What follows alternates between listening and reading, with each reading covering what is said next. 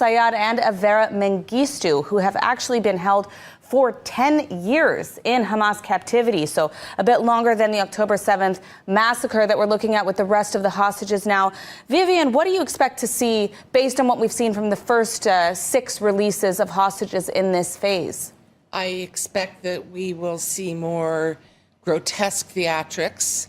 And when we do see them, we'll be shocked yet again because they just seem to constantly surpass themselves, Hamas.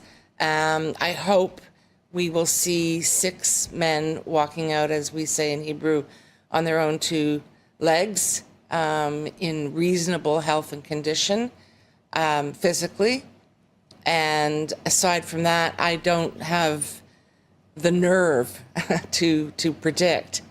And I think we'll also see, I mean, we're already seeing early signs of, again, the grotesqueness, you know, the slogans, they continue to kind of up the ante, guys standing around holding RPGs, guns, masks, all the paraphernalia, and cheering families out for a fun Saturday morning in the rain. Well, we see now some of the footage. We'll be playing a lot of the footage from the ground at the 2 sites of the releases today. This first scene that we're seeing is in Nuseirat, where 3 of the hostages are set to be released in a little bit. We'll also be giving you updates about the Red Cross as they arrive to the scene. Danny, what do you expect to see from what's going on today with this hostage release, especially based on what we've seen just even in this past week? I mean, the scenes from the release of the bodies of hostages that were returned to Israel on Thursday. I mean, what are we expecting here on the ground? We already see, you know, hordes of Hamas supporters and members with weapons on the ground getting ready for this release. Yeah, I think Vivian is absolutely right. It is a grotesque theater. And whenever I see a release of hostages, I'm trying not to focus on the details because they're all part of the Hamas plan, you know, to exercise psychological terror, whether it's by making the hostages speak on the stage or you know, giving some pro-Hamas or anti-Israeli speech over there. And I think that we should focus just on the outcome. The fact that we are going to get 6 of our brothers back. Some of them, as you mentioned, were held there like 10 years. So this is the only thing that we should care about, and we should not focus on the details because they only serve the Hamas propaganda. All right. Well, I don't know, Shosh, do we have an update about some of the backstory of these hostages? I'd love to hear more from you on the ground about the first 3 that are set to be released. We have Omer Shem Tov and Elia Cohen. And also Omer Venkert, who were kidnapped from the Nova Festival. And then, of course, in Rafah, we see set to be released as of now, Tal Shoam and Hisham el-Sayad, an Arab Israeli, as well as Avera Mengistu, an Israeli of Ethiopian descent, who's been held over 10 years. What more can you tell us, Shosh?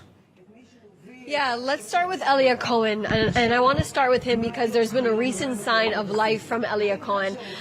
One of the recently released hostages actually saw him alive in Hamas captivity. It was one of the first signs of life we've had from him in more than a year.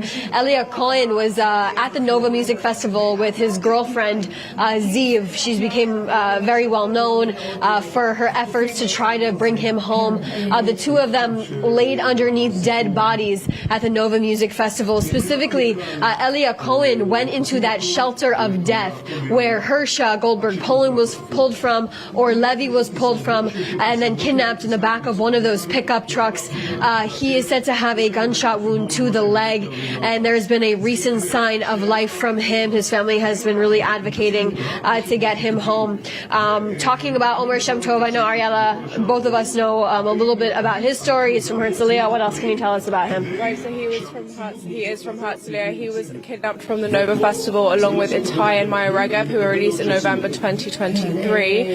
He was, however, kept in captivity. And Itai Regev actually stated that at the time when he was released, he would have rather stayed with Omer. Omer is celiac and asthmatic. So there have been a lot of concerns about his condition, about his state. You know, we know from other hostages who've been released that they were living off barely 1 pitta a day. Now, for a celiac, that's that's really concerning. So him coming home is a massive sigh of relief, and of course we won't have that relief until we see him standing on his 2 feet. But it's definitely promising that he's coming home. And not only that, going back to Omer Shem Tov's story, he was kidnapped with 2 of his friends, Maya and Itai Regev. The 2 of them were released back in November of 2023. They were able to tell us signs of life about Omer Shem Tov. They say he was not only optimistic, but he had this essence about him wanting to do Kiddush on Shabbat, on Friday nights, marking every single Friday and Shabbat in Hamas captivity. He actually even made the blessing over the bread, over the challah, every single night, even taking salt off the pretzels, trying to, do the ritual of putting salt on challah before you eat it on Shabbat. And so he's been trying to keep his faith. So many hostages have been trying to keep their faith inside of Hamas captivity. Going off one of the other hostages set to come out today is Tal Shoam. He was kidnapped from Kibbutz Be'eri with 8 members of his family. All of them have said to have been released in November of 2023. Tal was with his family on Simchat Torah morning. They were hiding, and he was separated from his family when he was kidnapped. We have not received any signs of life from Tal Shoam, and 2 of the hostages that are set to come out today are 2 that have been in Hamas captivity for more than a decade, which is unbelievable to think that these 2 men who have aged by 10 years in Hamas captivity will be walking out at some point today from Gaza. I mean, it's an unbelievable thing to think that these men are actually alive after, surviving 10 years plus a war. Right. So, and then we have Omer Wenkert, who also survived the Nova Music Festival. He was also taken. He was last communicated with his family on that morning saying, quote, "I'm scared to death." That was one of his last messages he sent to his family. He suffers from colitis, which is a really serious illness and condition that he has. His mother says that typically he would have episodes, really dramatic health episodes when it comes to this condition that he has. And he's someone that grew up. He is known as being an outgoing, very lovable person who has a big friend group. He wants to be a restaurant critic. These people have hopes and dreams, and they're hoping to just get back to this place, this life that they once had that was absolutely stolen from them. Emily? All right. Well, thank you for that update. We'll be sure to give you more information about all of these hostages as they come out. Each of them, of course, has their own story, their own lives, their own loved ones who have been advocating for their release. And we are very hopeful that what we'll see today will be positive. Of course, based on the previous hostage release, we've had some really horrific scenes when it comes to these macabre theatrics on the ground in Gaza.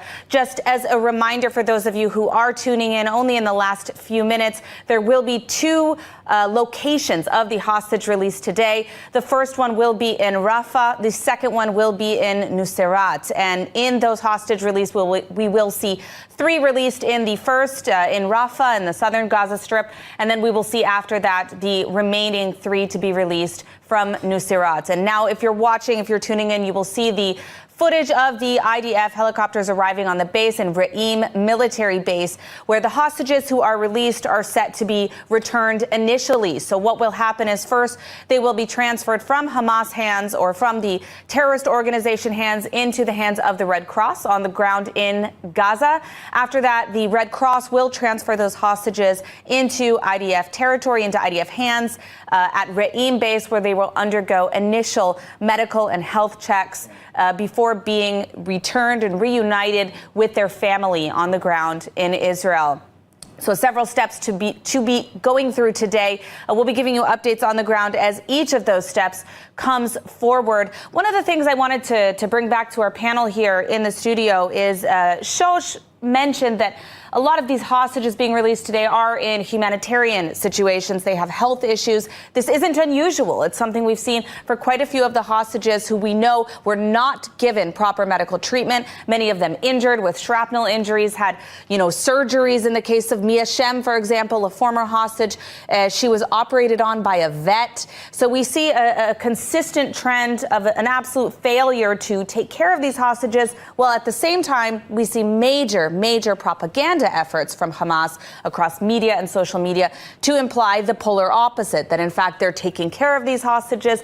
Even with the horrific scenes at the Bibas release on Thursday, they claimed that they acted with respect for the bodies, for the coffins of these Israeli hostages, Israeli children. I just want to emphasize for our viewers. Vivian, what is your take on this issue from what we've seen in terms of the violation of the basic rights and the health care of these hostages on the ground? Somewhat to be expected, horrific nonetheless.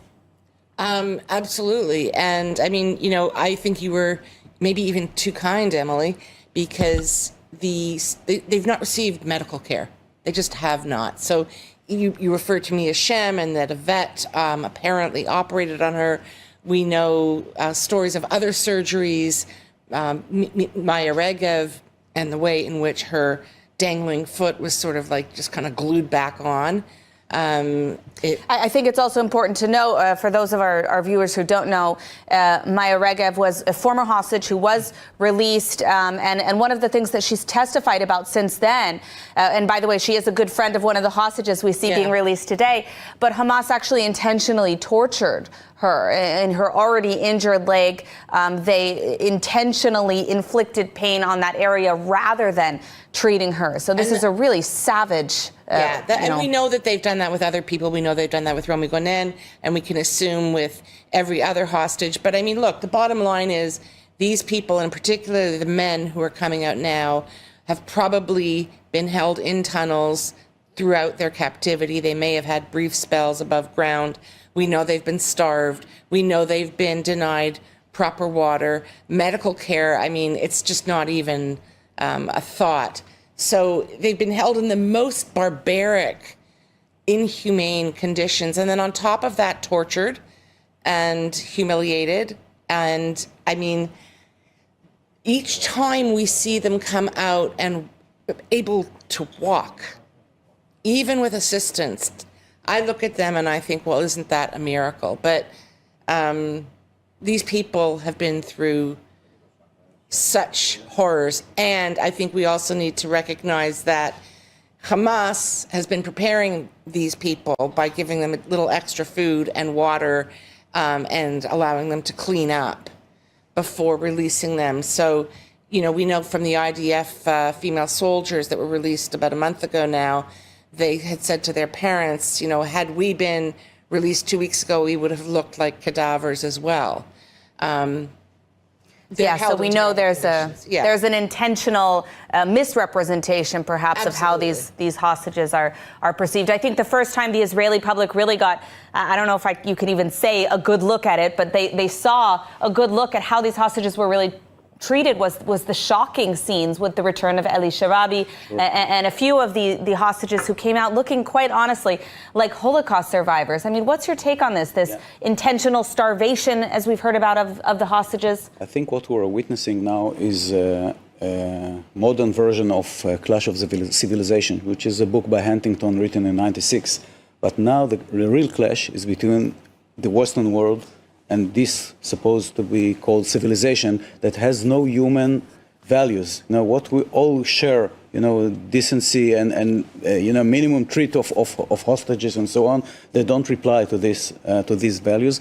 And I want to say another thing about the Hamas show over there, that, you know, all these guys with clean uniform and RPG launchers and whatever, these are the same terrorists that were beaten in any encounter with the IDF. And once we go back to war, and I think we all understand that it is only a matter of time, they will be beaten again. And this whole show will go away to history because they will, and we must wipe them off the earth.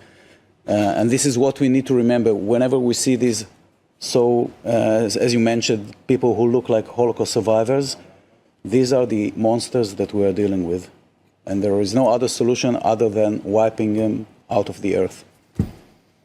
All right, so just to confirm with our viewers, we do have Tal Shoam, Avera Mengistu, and Hisham Al-Sayed. They will be released from Rafah. That will be the first release, followed by the remaining three. Danny, I know you mentioned the show that Hamas has consistently put on, and as we see already with the setup of not one but two stages at different locations in Gaza, they are continuing that trend, despite the fact that this week we saw quite a bit of criticism, perhaps more than ever, over the Bibas release, which we'll get to in a minute. But I just wanted to point out that at least in one of these cases, they have printed on one of the signs, the land distinguishes its people from the dual nationality foreigners. Of course, this is alluding to the Austrian Israeli hostage, Tal Shoam. Quite a few different nationalities have been represented by these different hostages that Hamas took captive on October 7th and have been holding since then, with several different releases spaced out over this time. Really despicable scenes. Shosh and Ariella, I want to throw to you and hear a little bit more about the propaganda efforts that we've seen on the ground from Hamas throughout these hostage release events. We saw this week President Trump for the first time actually coming out saying he was sickened by the scenes of the Bibas release. I don't know if there's another word, but I guess festival we could describe how Hamas put it together. I mean, just despicable scenes. But what do you know about what we've seen from Hamas on this front? I mean, I think it's something that we've seen time and time again in each hostage release since the beginning of this deal. But finally, I think specifically with the release of the Bibas family just a couple of days ago, I think finally some eyes are opening to it and to the propaganda. Even the UN has called it abhorrent. I mean, it's absurd. It's a theatrical show. They are on a stage. The kind of propaganda we saw in Nazi Germany of Jews, Netanyahu is a piece of Satan, each coffin with pictures of each hostage saying the date they were arrested on, as if they had committed some crime other than just being a Jew, arrested on 7th of October. Tell me why a 9-month-old baby was arrested. So, I mean, it's something that finally, I think, with the Bibas children, it's becoming harder for the anti-Israel activists to justify. Yeah, I think this has really opened the eyes of so many, and specifically not only the propaganda, Emily, that you mentioned, but the way in which these two children were murdered. Remember, Hamas claimed back in November of 2023, Shiri and her two children were killed by an Israeli airstrike. I mean, we're more than a year out from when that took place, and once the bodies of Kafir and Ariel were taken to Abu Kabir Forensic Institute and were examined, the IDF basically said that their deaths and the way in which they were killed was by the hands of their captors. I think that moment all of a sudden shook people and made people realize that the ideas that the Hamas terrorists are operating on is one that most human being cannot imagine. It's a very complicated mix of emotions here in Israel. We have 6 lives that are set to come out of Gaza today on the backdrop of the last 48 hours and the catastrophe that Hamas has created. Remember, on that stage on Thursday, they portrayed a 4th coffin, which they said was Shiri Bibas's body, which it was not. It was a random Gazan woman's remains. And once the Forensic Institute opened up that coffin, they were and examined it multiple times. They were able to see so easily it was not Shiri Bibas. And spontaneously last night, Hamas decided to hand over that body. It's the games. It's finally the circle has been closed for the Bibas family, but the games that they played in order to get to this moment has been ones that you cannot imagine. The torture Yarden Bibas has likely gone through is one that no father on this planet should ever have to endure. And truthfully, it feels as if it is stories that we have heard from history books from the Holocaust. And it's a catastrophe. And here in Hostage Square, they've actually set up like a shrine of some sort with the photos of Kafir, Ariel, and Oded Lifshitz. People have been coming here, putting candles. There's just so much emotion around this family, and I think it's because people have been truly in denial that the children have been killed. I mean, what do you think in terms of that? I mean, I think you said it, but I think it's psychological warfare. The games they played the body of Shiri Bibas is psychological warfare. The whole nation was gripped by having these these three hostages returned home, and Hamas had to make us wait that extra mile, have that confusion and that lack of trust yet again. So it's heartbreaking, and as you said, it's heartbreaking because today we do have 6 hostages living, but the nation is mourning right now. We are still grieving the news of the Bibas family and Oded Lifshitz. So it's bittersweet moment, something that we've seen throughout this whole journey. Definitely, and just going off of Oded Lifshitz for a second, I think it's really important to talk about who he was as a person. And he was actually a peace activist, Emily. He was someone that would actually go into Gaza, pick up Palestinian patients and bring them to Israel for medical treatment at hospitals. This was a person that believed not only in the Palestinian state, but that there can somehow be coexistence. These are the types of people that lived in the Eshkol region in the south that were so severely impacted, that are still in Gaza right now.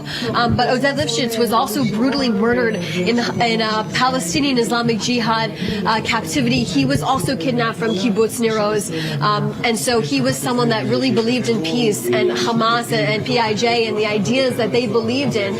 Look at what happened, not only to children, but someone who believed in them.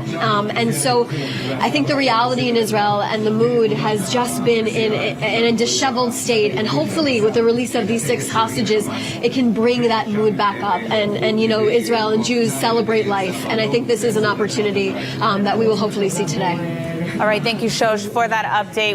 We will continue to keep you updated on what's happening on the ground in Hostage Square. At every hostage release, we have seen large crowds of Israelis, despite the fact it's happening on a weekend every single time, on a Shabbat morning. We have seen large groups of Israelis come out and support. And as Shosh mentioned, it has been an extremely difficult week. I think anybody in the state of Israel has felt that sorrow over the loss of these, Bibas children, and of course their mother Shiri, and a shocking order of events, even when it comes to the release of the bodies, which we didn't know if they had actually been killed or not, and Hamas, accusing Israel of killing this family, of tearing this family apart, really. And it's not the first time we've seen this cynical abuse of families. I mean, we've seen it also with Eli Sharabi's family when he came out of captivity, only to learn after that Hamas had murdered his wife and children. We are going to be turning to the live feed in a few minutes with what's happening. It is set to begin in just a number of minutes, at least. The Red Cross arrival, we'll keep you updated on that. And just to clarify, a slight correction from earlier, only Tal Shoam and Avera Mengistu will be being released from Rafah. The remainder will apparently, according to the information we have now, be released from Nusirat. So we'll continue to keep you updated on that. Vivian, I wanted to ask you about this Bibas, the coffins that we saw on stage, the noting, the arrest of Shiri Bibas and all of the subsequent events that happened when we found out that it wasn't, in fact, the body of Shiri Bibas, which only, in fact, was confirmed this morning for our viewers, that the second body that Hamas sent over was actually confirmed to be Shiri Bibas this morning. What was your response to the events that we saw on Thursday? Disgust, and I'd love to say shock, but I'm not shocked. I have my expectations can never be too low for what Hamas is going to come up with.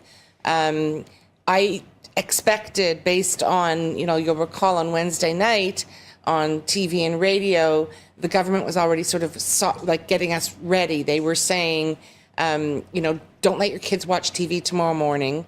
And by the way, we anticipate that we may have difficulty identifying whatever remains are provided or are sent or returned. And what that said to me is it's going to be we have advanced intelligence. We know that whatever ceremony they put together on the ground in Gaza is going to be horrific, and they don't keep your kids away. but also there are going to be identification issues. So it was so clear that they're up to something bad, really bad. And I think the expectation generally was that it was going to have to do with one of the kids, and especially fear. People were talking about, babies don't have teeth. Well, babies have bones. So, I mean, they put us all on this edge. I have to say, I wasn't expecting them to mess around with Shiri, but the whole spectacle, I mean, it shook us all to our core. And arrested, that's Holocaust I'm just going to pause you for a moment, Vivian, just for our viewers, so you can see now the Red Cross is headed towards the site in order to have the transfer of the Israeli hostages.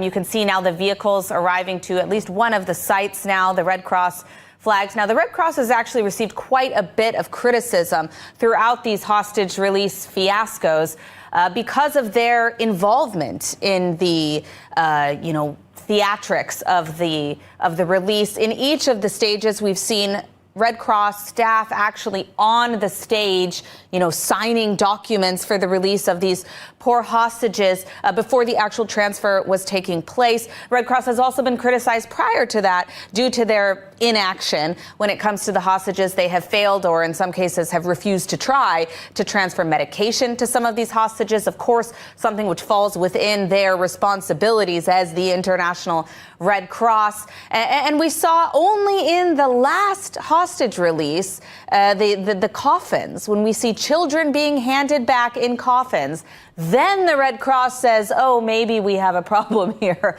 So there was some controversy over this last release. And the thing I think I find most shocking about this is that why only now? I mean, why does the Red Cross only have a problem now when we saw, 3 grown men being dragged out across the stage, forced to give speeches to a crowd of jeering Palestinians? Red Cross didn't have a problem with that, but now they have a problem. We also saw in response to this event, the UN actually condemning for the first time, who they have obviously done nothing in this incident so far. What's your take on this international hypocrisy, but in particular the Red Cross? We can see now the vehicles arriving closely before crowds of armed Hamas terrorists. Vivian. Yeah, I'm not a big Red Cross fan, but I will say this, that I think that these people on the ground who are coming in and driving these cars and interacting with Hamas, they're not the Pierre Krallenmuls who are running the organization in Switzerland. That's where the criticism should be aimed, in my view.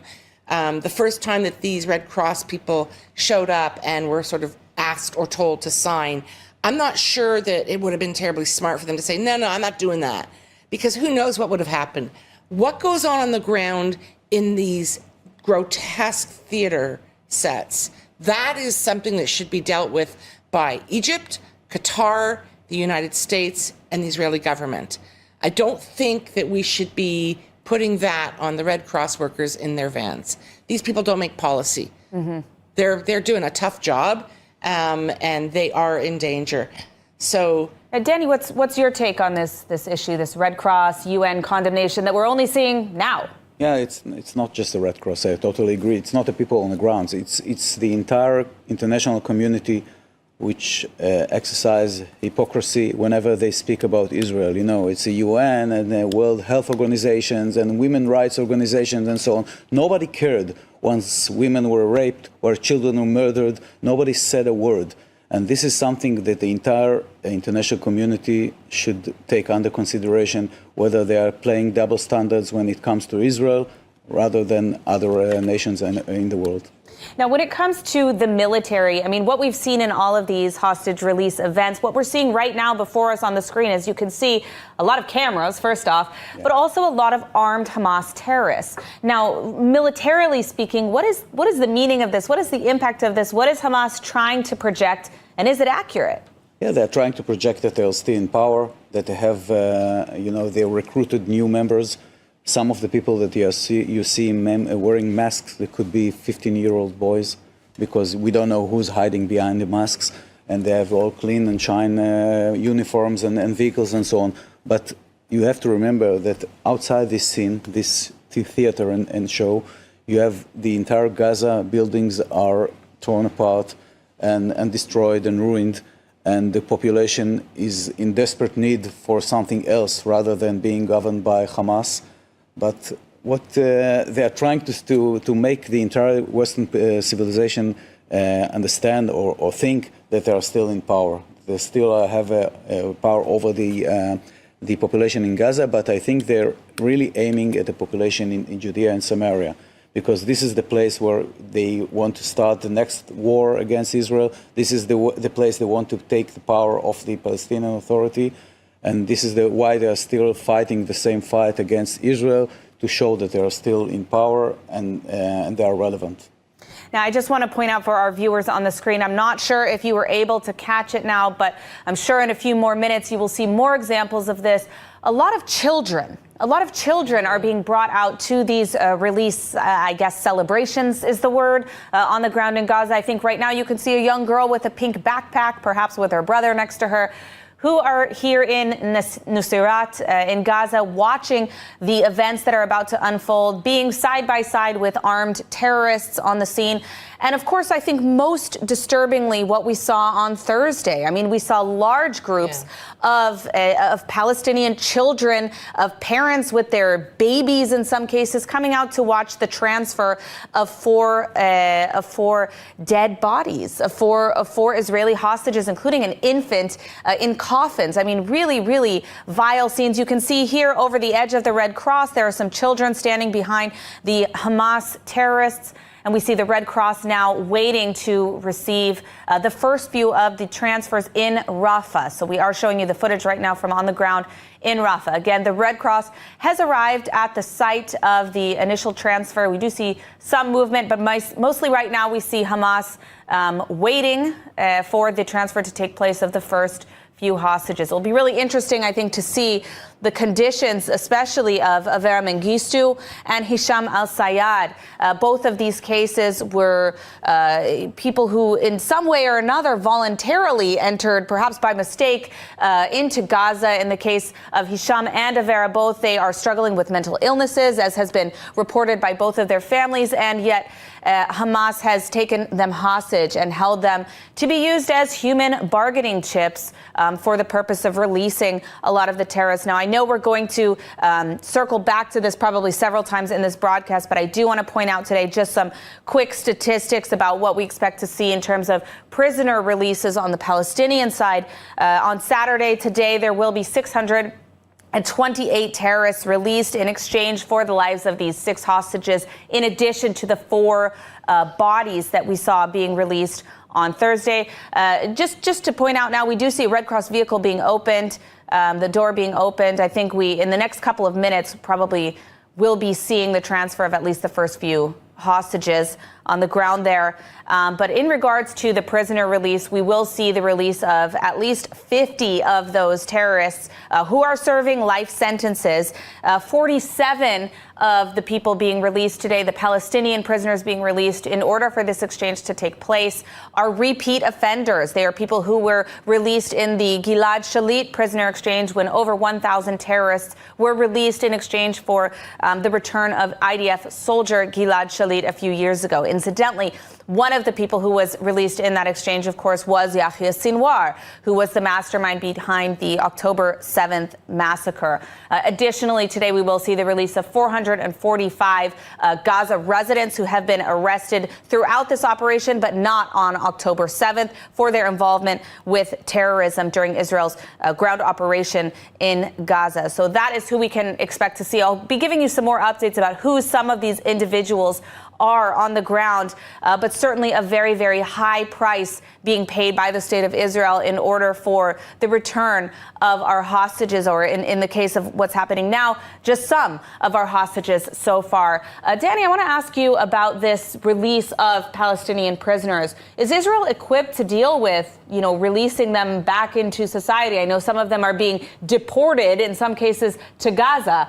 What is the security establishment response to this release? Naturally, when you bring back to the grounds people who are experts in murder, you cannot expect anything else but them to start, doing their thing again.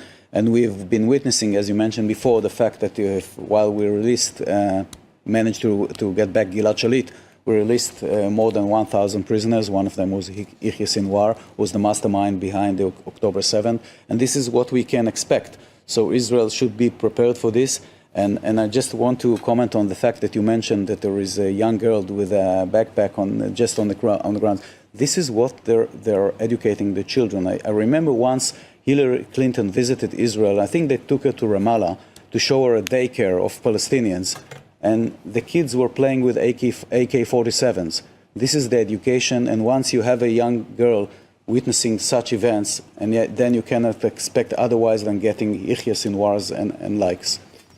Vivian, I want to get your take on this. The prisoner releases, the type of people we're seeing released. We saw at the Bibas release, one of the convicted terrorists serving multiple life sentences who had been released just, I believe it was a week or perhaps 2 weeks before, was on the ground giving interviews at the scene of the release of these 4 bodies who were being returned to Israel. What's your response to these prisoner releases? Well, I think that they're just wrong in every possible way. And the fact that, a released prisoner is out there just deliberately and very directly and audaciously taunting Israel. Here I am. And that's happened, I think, every week. They've either shown up with vehicles that they took on October 7th, some of them military, some of them belonging to individuals. They've had individuals on stage showing their faces who we know have been directly involved in October 7 related atrocities. So, I mean, it's sick. The sickest part, which I've never understood, and maybe Danny can help, is these ratios that we always seem to agree to. And this to me is a very different situation from Gilad Shalit, this prisoner exchange. But why these outrageous ratios, hundreds to one? Makes no sense at all. And of course, in the case of Gilad Shalit, we had over 1,000 for one. So a very high price. You did make a good point about the people whose faces we know right now on the screen, right next to the Red Cross. You can see, well, now we're panning a little bit, but you can see the faces of some of the terrorists who have been killed by the IDF. On almost every week, we've seen flyers or posters of, pictures of Yahya Sinwar, pictures of other notable Hamas and sometimes other Palestinian terrorist organizations on the stage in these posters that they're making the hostages stand in front of, and in some cases give speeches. I mean, it's really a really twisted scene. We can see that it appears as if Hamas is preparing imminently, I mean, literally any second now, to receive some of the hostages, to have the transfer.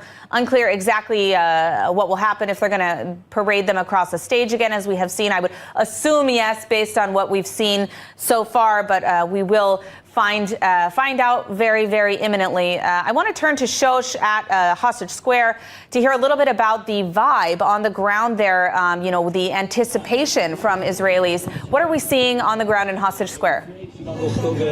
Yeah, so I've covered every single hostage release so far with IOTV, and I'll tell you, these moments leading up to this release is one that you're just kind of quiet, and you're waiting for the moment where you finally see these faces that we haven't seen in more than a year. Not only that, we're expecting to see Aver Mengistu for the first time alive in more than 10 years. Can you imagine the shock at his family and the feelings that they must be experiencing right now?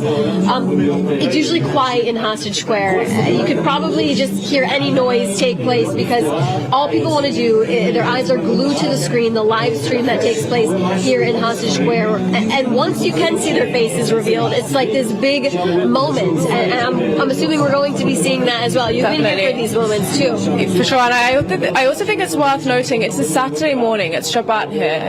It's the day of rest. It's the morning. It's raining today. It's cold. And it's still packed. And it will become more and more busy throughout the morning, as we've seen in previous weeks. And it's a testament to the Israeli people and their resilience. We show up for each other. The hostages' families aren't the only people suffering and demanding the return of the hostages. The whole country is. And you can see that here right now. As Shosh said, once we see the faces of the hostages live on screen, you'll see more celebration in the square, and that's something that I'm sure will throw back to you for. But it's unbelievable to see, and it's a good, despite the heartbreak we've had over the past couple of days, the energy is still good. People are still hopeful, and as Josh said, glued to the screen, so very much on the edge of our seat. Definitely. And what you can see on the live stream right now is that stage in Rafah where this first handover of Tal Sham and Aver Mengistu are expected to be released from. There's going to be another handover location later after this release. We have always talked about the meticulous details that Hamas throws into these handover releases. It's unclear at this time what these two hostages will be forced to do on stage, what they will be wearing. Remember, in recent and past releases, we've seen male hostages come out in some type of military uniform and other things on their T-shirts with their photos on it before they were in captivity. And we're also going to be looking out for their conditions, right? We've seen Eli Sharabi, Or Levy, Ohad Ben Ami come out completely emaciated just a few weeks ago.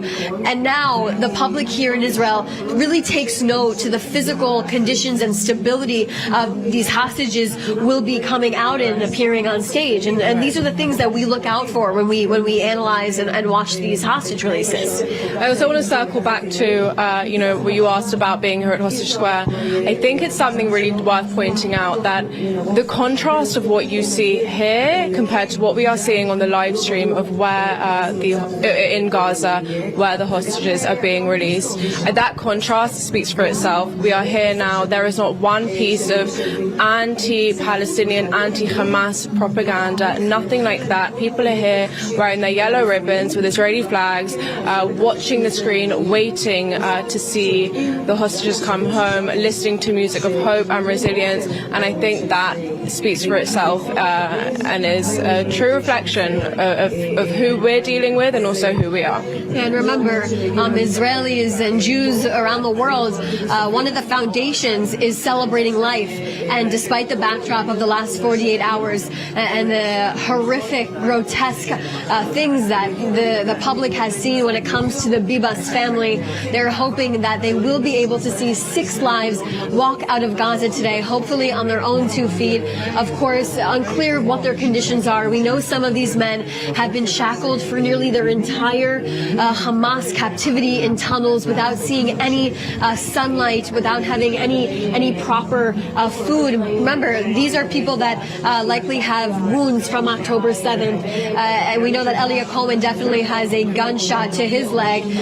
And also remember that these hostages that you will see on your screen, not only did they survive October 7th and the PTSD that comes from that day, but surviving 16 months of Hamas captivity after the fact. It's the trauma that most people will never understand. And the last form of humiliation Hamas can get out of them, they will do on this stage. So we will definitely make sure to look out for all those key details, Emily. All right, thank you. We have received an update that apparently, according to sources on the ground in Gaza, at least one of the hostages will be asked to speak. Again, similar to last week, I can only assume we will not be airing what that actually is, but of course we will keep you updated on what it is exactly that Hamas has asked this hostage. We do not yet know which hostage, what they have asked him to say. Unfortunately, from past experiences, it hasn't been very positive. We saw Eli Sharabi be asked to speak about who he was most looking forward to see after his release, and he was specifically told to mention his wife and children by Hamas. Hamas, of course, already knowing that they had murdered his wife and children. So this is, again, we see example of the psychological torture, not just, of course, of the hostages in a disgusting, really cynical way, but of the Israeli public as well, which is a major objective for this terrorist organization that, quite frankly, has suffered a pretty convincing military defeat when it comes to, being on the ground in Gaza. But with that desperation of being so defeated in so many ways, I mean, even in Nuseirat now you can see the scenes of destruction. And despite that, they're trying to project a very different image. And this, of course, despite the fact we've We've seen many of the Arab states sort of turn in recent weeks and say, you know, perhaps maybe Hamas shouldn't be involved in any capacity in the future, which is what should happen for Palestinians or for, you know, any future hope of negotiations or even a calm between the people of Gaza and the people of Israel. Danny, what is your take on the international response to what we're seeing? I think what is going on now, and recently what President Trump has come up with his program, kind of changes the paradigm according to which the region is being as international community sees the region, because we ever since in a few last decades, we are living to up to the Palestinian narrative, which says that Israel is a colonialist state that took the land out of their hands, and the only solution for them is to go back to live in the state of Israel. But the fact is, we didn't understand till now is they don't live to live side by side according to a two-state solution, but they want to live instead of the state of Israel, to have their own state. So this is thinking, people are now coming up to realize once they see the way the Hamas is acting. And I think this week I heard Chaim Yalin, who is the former Eshkol council, that mentioned, and he's coming from Be'eri, and he suffered the atrocities of October 7. And the Be'eri is a kibbutz of peace activists. And he said that we cannot live, and we need to have a security parameter which goes all the way from Be'eri to the sea. And I think this is something that people now realize, and I'm talking both on the international community and people who are peace activists.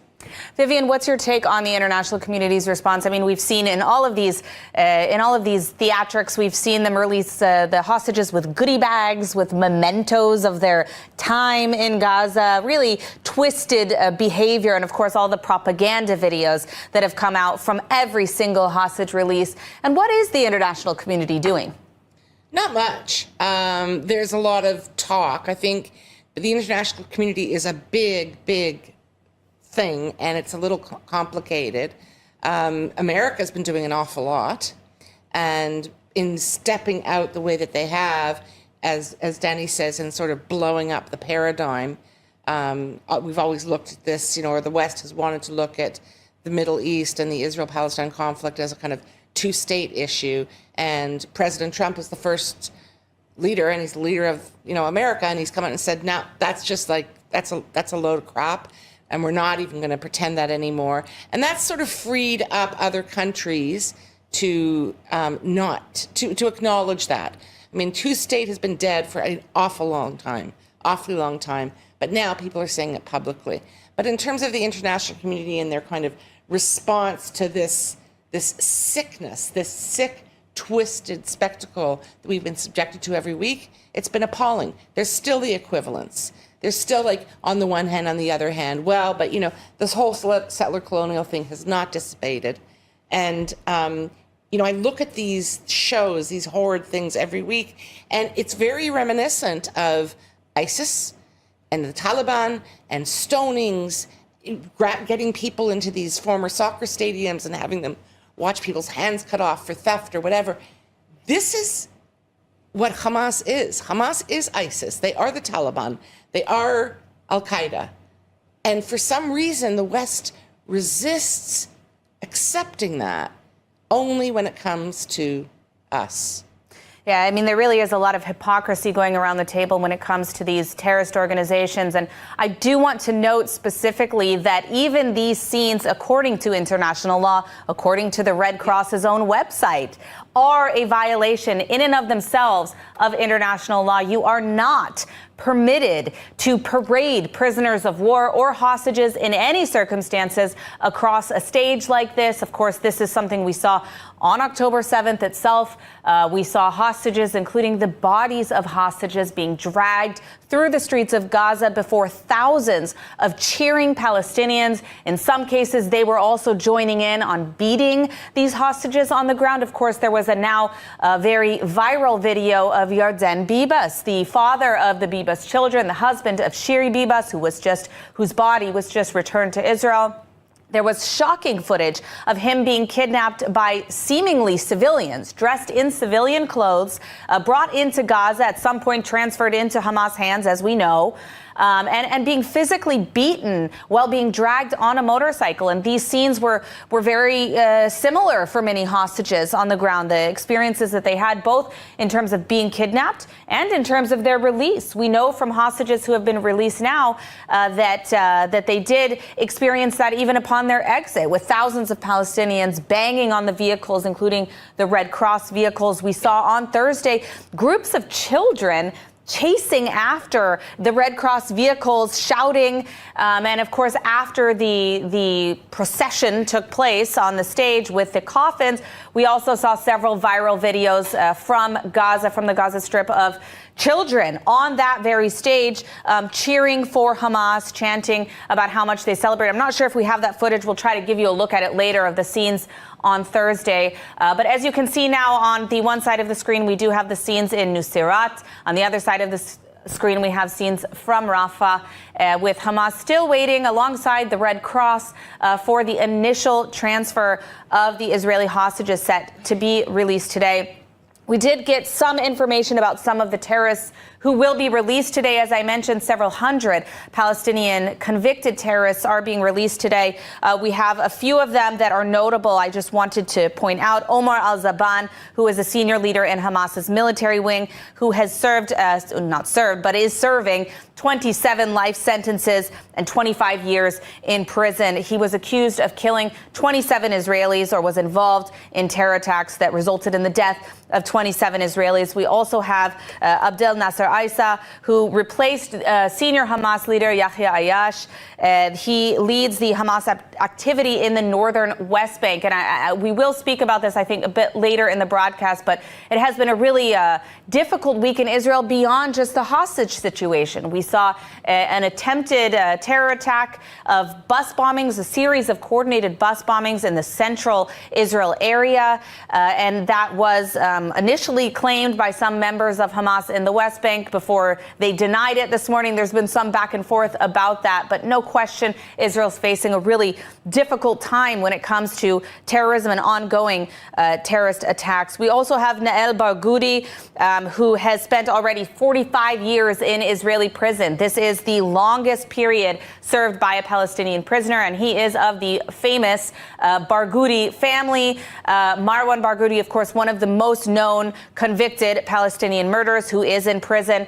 We also saw during this hostage deal the release of Ahmed Barghouti, another convicted murderer who was released just a bit ago in exchange for the release of hostages. Similar situation, obviously a very influential Palestinian family, unfortunately in the field of terrorism. So he will be released today as well. And according to initial reports, there are 108 of those prisoners who are set to be deported from Israel. Now, what does that actually mean?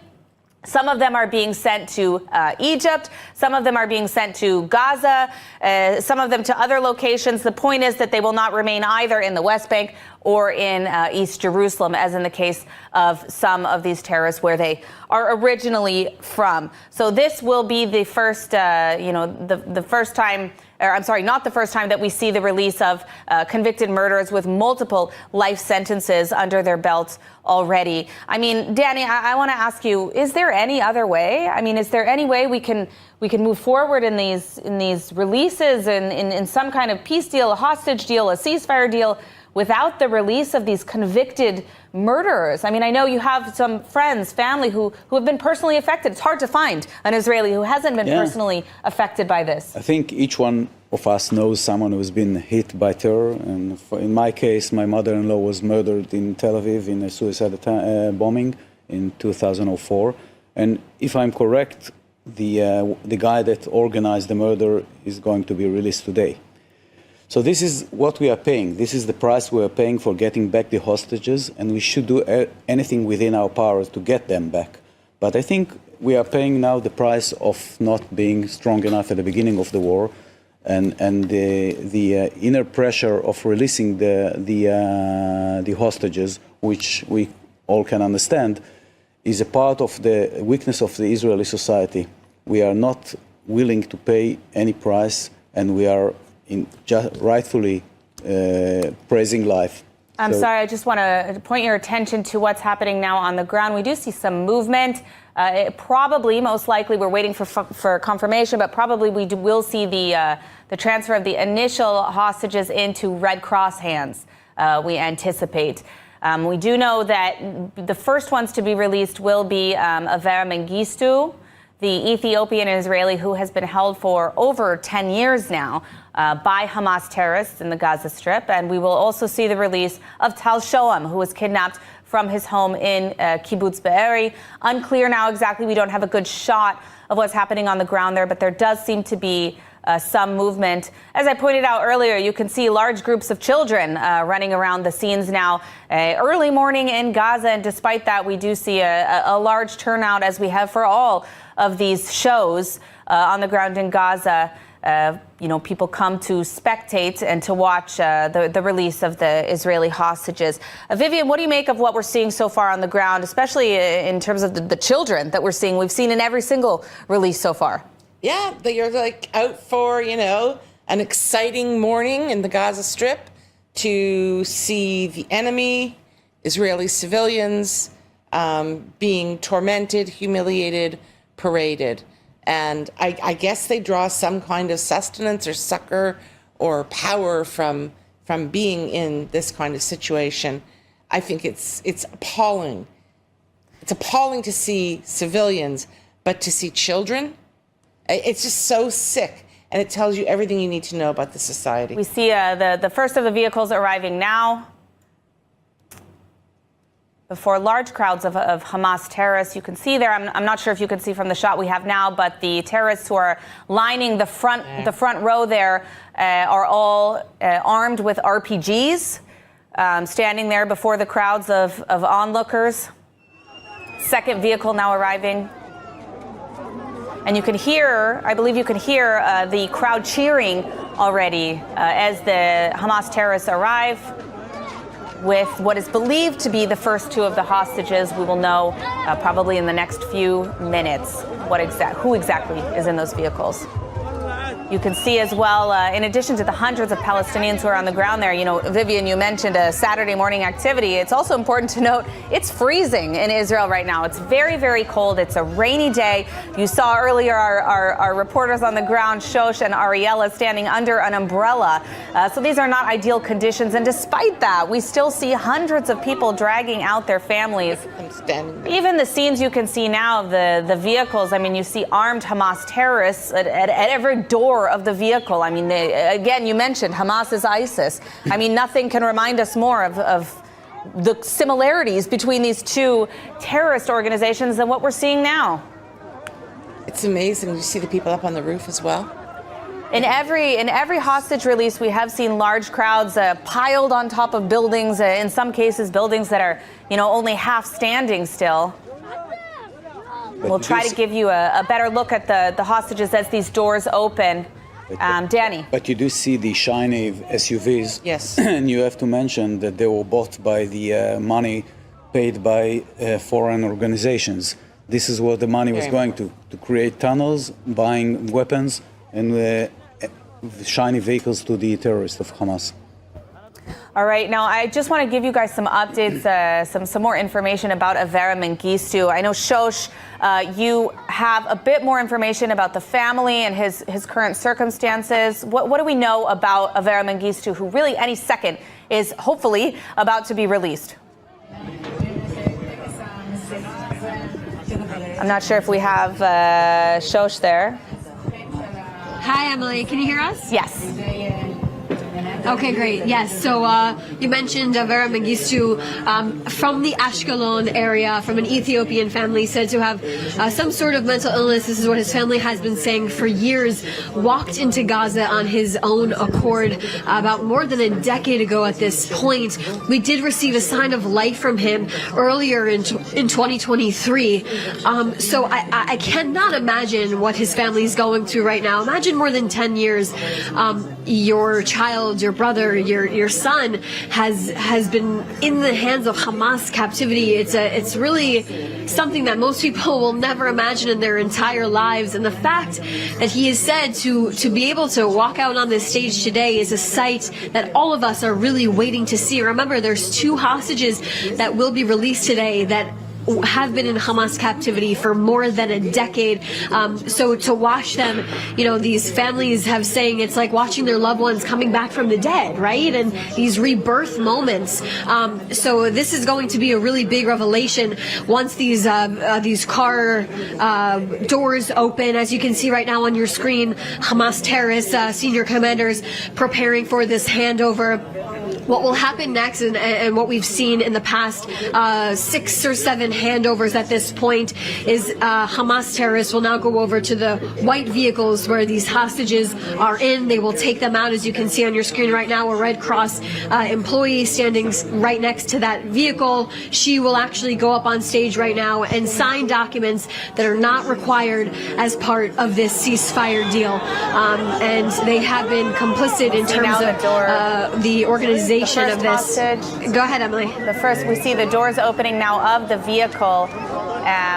We should see who the first hostage is that will be released in the next few seconds. You can already hear the crowd on the ground in Gaza cheering and making a lot of noise, as it seems every single Hamas member is not only armed with a weapon, but also a camera or smartphone of some kind, a major propaganda operation, as we mentioned a few times already in this broadcast. As Shosh mentioned, we will see the Red Cross, most likely we will see them go up on stage, sign documents, again, not needed for this hostage release, yet they are doing that. We know that the Red Cross has also faced pressure from Hamas to engage in some of these operations. They were asked to do things they did not want to do in the last prisoner release.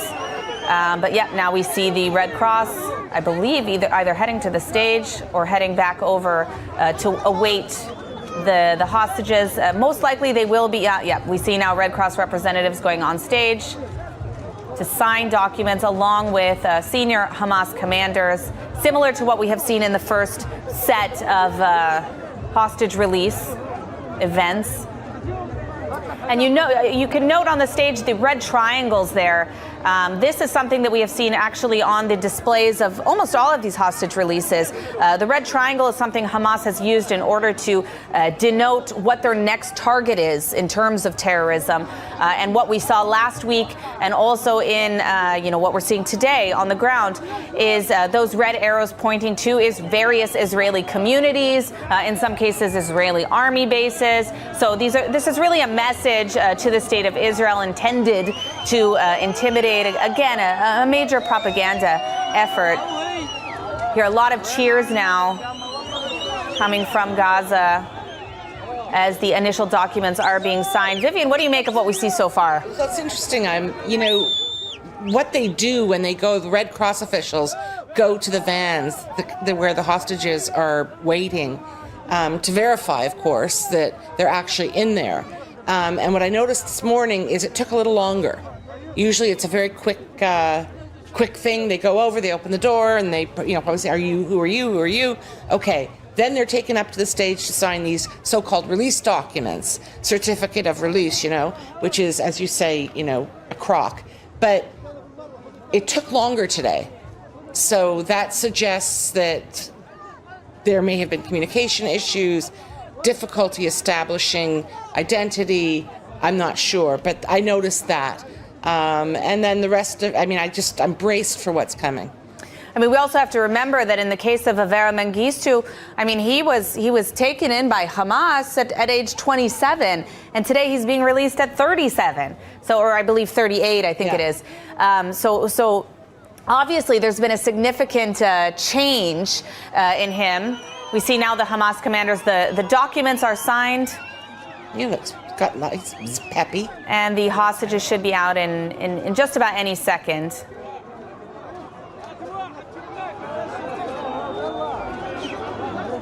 And here we see the door of the vehicle is being opened. I believe the first hostage will come out of this vehicle. So the first hostage is Tal Shoam. That is who we are expecting to see. And there he is in the red hoodie. We can hear jeers from the crowd. I hesitate to say cheers because it's certainly not something positive. It seems he's able somewhat to walk. Unclear if he's able to walk on his own based on the scenes that we're seeing now. Okay, seems to be okay. Seems very weak. As we learned from the returned hostages in many of the cases, these hostages have been chained in some cases for months at a time. We do see a lot of physical weakness here, I think, on the ground. It looked like he was limping or something. Yeah, it did seem that he had some degree of injury, and we see his family on the other side cheering. Obviously, a massive sense of relief despite the high pressure situation, despite seeing, the evidence of some kind of physical injury. In a moment, I believe we will also see Avera Mengistu come out of the vehicle. And now Tal Shoam being paraded across the stage. Unclear if the hostages who will be asked to speak by Hamas, if that will be Tal Shoam in this release or at the second location where the remaining hostages will be released. But again, for those of our viewers just tuning in, we see now in the red hoodie, the red sweatshirt, we see Tal Shoam, who has left the vehicle of Hamas, will soon be transferred into Red Cross hands, now on the stage in Gaza at the hostage release. Oh. And we see now him being handed, on here we have Avera Mengistu on stage. Both of them have been given some sort of certificates of their release, guarded, I suppose, on every side by armed Hamas terrorists, armed, masked Hamas terrorists. I believe they will be asked to speak. Now, in most of the cases of these releases, the hostages have been told specifically to speak about how they were treated very well, and they enjoyed their time in some cases in Hamas captivity. Obvious nonsense. I'm not sure if we'll be able to hear what he's saying, but nonetheless, obviously, scenes of elation from the family on the ground here. We will not be airing exactly what he is saying, despite the fact we have distorted sound anyway. I'm not sure we'd be able to hear it.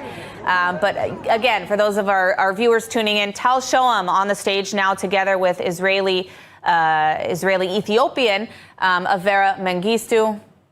Tal Shoam now handing the microphone back. Unclear if Avera will be speaking as well. No, not this time. All right. So we now see Tal being escorted off the stage. Again, there is definitely some sort of physical weakness, at the very least, that we see from Tal Shoam. Other than that, he does seem to be alive. Nothing major. I'm sure he will be transferred after he goes into the Red Cross vehicle. He will be transferred into ultimately IDF hands. He will be returned to Re'im military base in southern Israel, where he will undergo initial medical checks. And now we see Avera Mengistu also struggling, it seems, to some extent to get off the stage. Avera has been held for 10 years, as mentioned. He has been featured in a few of Hamas's propaganda videos over the years, but other than that, we really have not received information about his status, his well-being. And again, this is someone who requires medication. He has a lot of health concerns, mental health concerns as well, according to the family, and they have not been able to give him the necessary medical treatment for those procedures. Luckily, we do see that both of the hostages have been transferred into Red Cross hands for now. We will see those vehicles moving. Now, in a few of these hostage release incidents, we've seen the Red Cross vehicles almost unable to get out due to the crowds, the rambunctious, we'll say, to put it generously, crowds of Palestinians. It seems that there is a little bit more crowd control on the ground today. We already see one of the Red Cross vehicles moving, and then we see now the scenes in Hostage Square. Shosh, you're on the ground. What is the vibe at Hostage Square? How do we see people reacting to the first scenes of Avera Mengistu and Tal Shoam in quite some time? Wow, to imagine someone not seeing daylight and someone being trapped in Gaza for 10 years. I don't really have the words for it. I think to see him on screen, I think so many people are shocked. Remember, it's like this coming back from the dead moment. It's just the analogy people are using. They're emotional, but I think people are they're just really quiet here right now in Hostage Square. I've said this in the past. People just want to observe. They cheer when they finally see them coming out of these Hamas vehicles, but they really just want to look and see their conditions. Emily, you mentioned Tal Shoam seemed to have a limp to his walk, and so people are analyzing these things, but to see them alive, my goodness, after 10 years, to see a show being put on in Gaza, the reality the public has to deal with in Israel, it really feels like a moment of the Hunger Games. It is something that you should never compare, but it's the only words I really have for something like this. Absolutely. Yeah, I mean, as you said, there are no words. It's unbelievable to see after 10 years him come out, and also Tal Shoam. There was a massive sigh of relief. Everyone started clapping when we saw the two hostages, and that will continue as we see the next four. I mean, Tal Shoam speaking on stage, we expected one of them to speak another form of propaganda, having him wave, but put that to the side. He is standing, both of them are standing on 2 feet, one after more than 16 months and the other after more than 10 years. So the energy here right now is good. The sun just started shining as well. The rain literally stopped and the sun started shining as the two came out. We've seen Mother Nature act in strange ways when news has seemed to happen when it comes to the hostages. I want to go back to just the fact that this is the reality Israelis are forced to live with. Their families are forced to live with having to see their loved ones on a live stream, on an Al Jazeera live stream of a ceremony, a makeshift stage in Gaza after months of a war, after months of them being kidnapped and taken. This is the first time they are being seen. It feels like a universe that is unknown. Truly, for this to be the reality, sometimes you just have to reflect, and it's hard to understand. And I really think a lot of people in Hostage Square, when they come here, they want to see what these hostages look like for the very first time once they leave captivity and pay their respects and support. But I think this goes through people's mind, is where has society gone to the point where they have to come here to watch a live stream of their loved ones being released from captivity. It's so complicated, it's so complex, and the sun is beaming. the sun's out now, which is incredible. Emily? Shosh and Ariella, I wanted to ask you, Tal Shoam, now his entire family almost was kidnapped on October 7th. Multiple family members were released in November 2023. What do we know about the Shoam family? Yeah, so Tal Shoam was visiting Kibbutz Be'eri with his wife and his 2 young children. They were hiding in one of the rooms in the safe room of their family's home. Remember, it was Simchat Torah that day, the most joyous holiday for Jews. A big celebration happens at that time. 8 of his family members were taken, but he was apparently separated in Hamas captivity once they arrived in Gaza. So it's unclear if he really even knows the fate of his own family. Remember, we've seen this before, hostages coming out and not even knowing who survived and who was murdered on that day.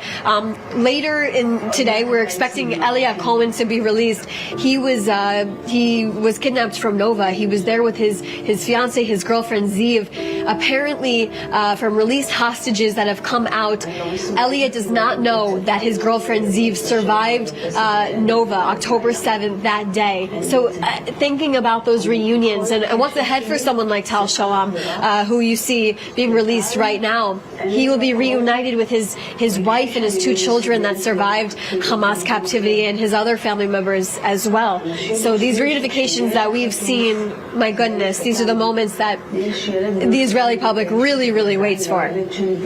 Absolutely. All right. Well, thank you, Shosh, for that update. We'll continue to turn to you for the scene on the ground in Hostage Square. Now you are seeing the second scene in Nuseirat in Gaza. This is the second stage where the remaining hostages set to be released today will be unfortunately paraded across before ultimately being transferred into Red Cross hands before being transferred to the IDF. We have received confirmation from the Red Cross that they have safely, obtained, Tal Shoam and Avera Mengistu, as we showed earlier. They are in the process, as I speak now, of being transferred to IDF hands, and will continue to keep you updated from the latest from those two hostages. In the meantime, we have the scenes on the ground here in Nuseirat. You can see that next to the stage, as I mentioned earlier, where it specifically mentioned dual nationals, we see there are photos, martyr photos of Palestinian terrorists that have been killed by the IDF throughout this operation, in some cases, I believe, before as well. Obviously, a statement of support for these terrorist organizations on the ground, meant to send a symbol of strength that Hamas is still standing. And you can see here in Nuseirat, the situation is a little bit better. You see some more buildings that seem to be, at least from a distance, untouched.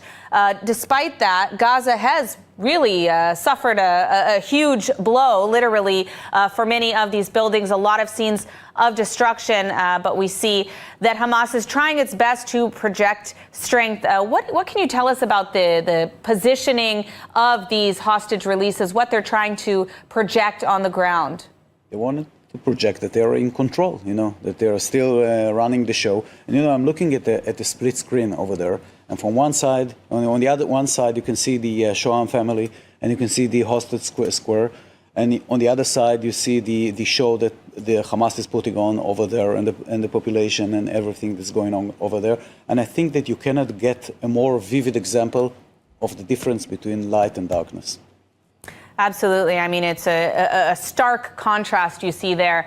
Tal Shoam on the screen, and then we see the family, the Shoam family on the other side. And this is, of course, reminiscent of all the scenes we've seen of the families who are just so relieved. I don't even know if elated is the right word, but relieved to see their loved one after so many months in captivity. I mean, these families are true heroes. They have really, really gone above and beyond. I mean, just relentless optimism in the face of every reason to be negative. And I know in the case of all of us, we've had different, friendships and relationships, interactions with these hostage families who really have inspired the nation. I mean, throughout this terrible, terrible time, the 16 months. Vivian, what is your response to what we've just seen with, Tal and Avera on the ground, and of course the response of the Shoam family? So the Shoam family, I mean, as you said, they looked, there was a combination of elation and also Relief. Well, relief, and there was also tremendous sadness and anxiety that particularly some of the people sitting on the right side of the screen that we were looking at. I mean, he's not himself. I'm sure they know and they can see and decipher much more carefully and accurately than we can. But just relief that he's alive. We are not seeing any screenshots of the Mengistu family, who I assume want privacy for whatever reasons they choose that. I also noticed, though, Avera Mengistu, and I'm totally speculating here, but when the Red Cross official went over to the car and I said I think it took a little longer, my sense is probably they had difficulty communicating with him and getting him to confirm his identity. Notice that the hood was pulled over his head. His head was down the whole time. This is a man in some really terrible distress. But to your point, the hostage families and their supporters and all of, Am Yisrael, the people of Israel, have been extraordinary we don't have a choice, but in pushing through and trying to maintain faith, optimism, and then when they're out, to keep the strength.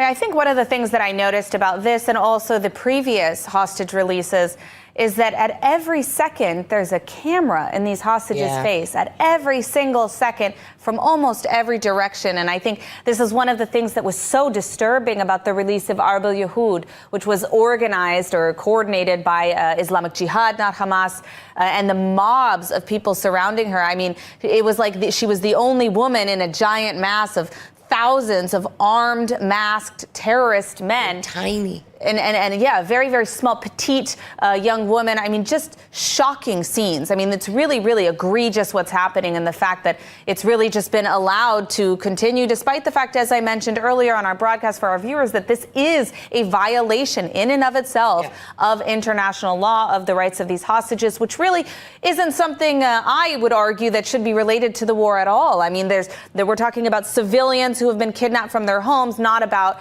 a specific military strategy. It only comes in to the military equation when you're talking about dealing with a terrorist organization. When it comes to Hamas, nothing should surprise us. We're talking about people who kidnap civilians from their homes, who raped women, who tortured elderly population, who beheaded people. So this is the guys we're talking about. So nothing should surprise us when we see what we should understand is that it's not a standalone issue. You see the population over there that praises the murderers, that take part of the whatever happened on October 7th and ever since.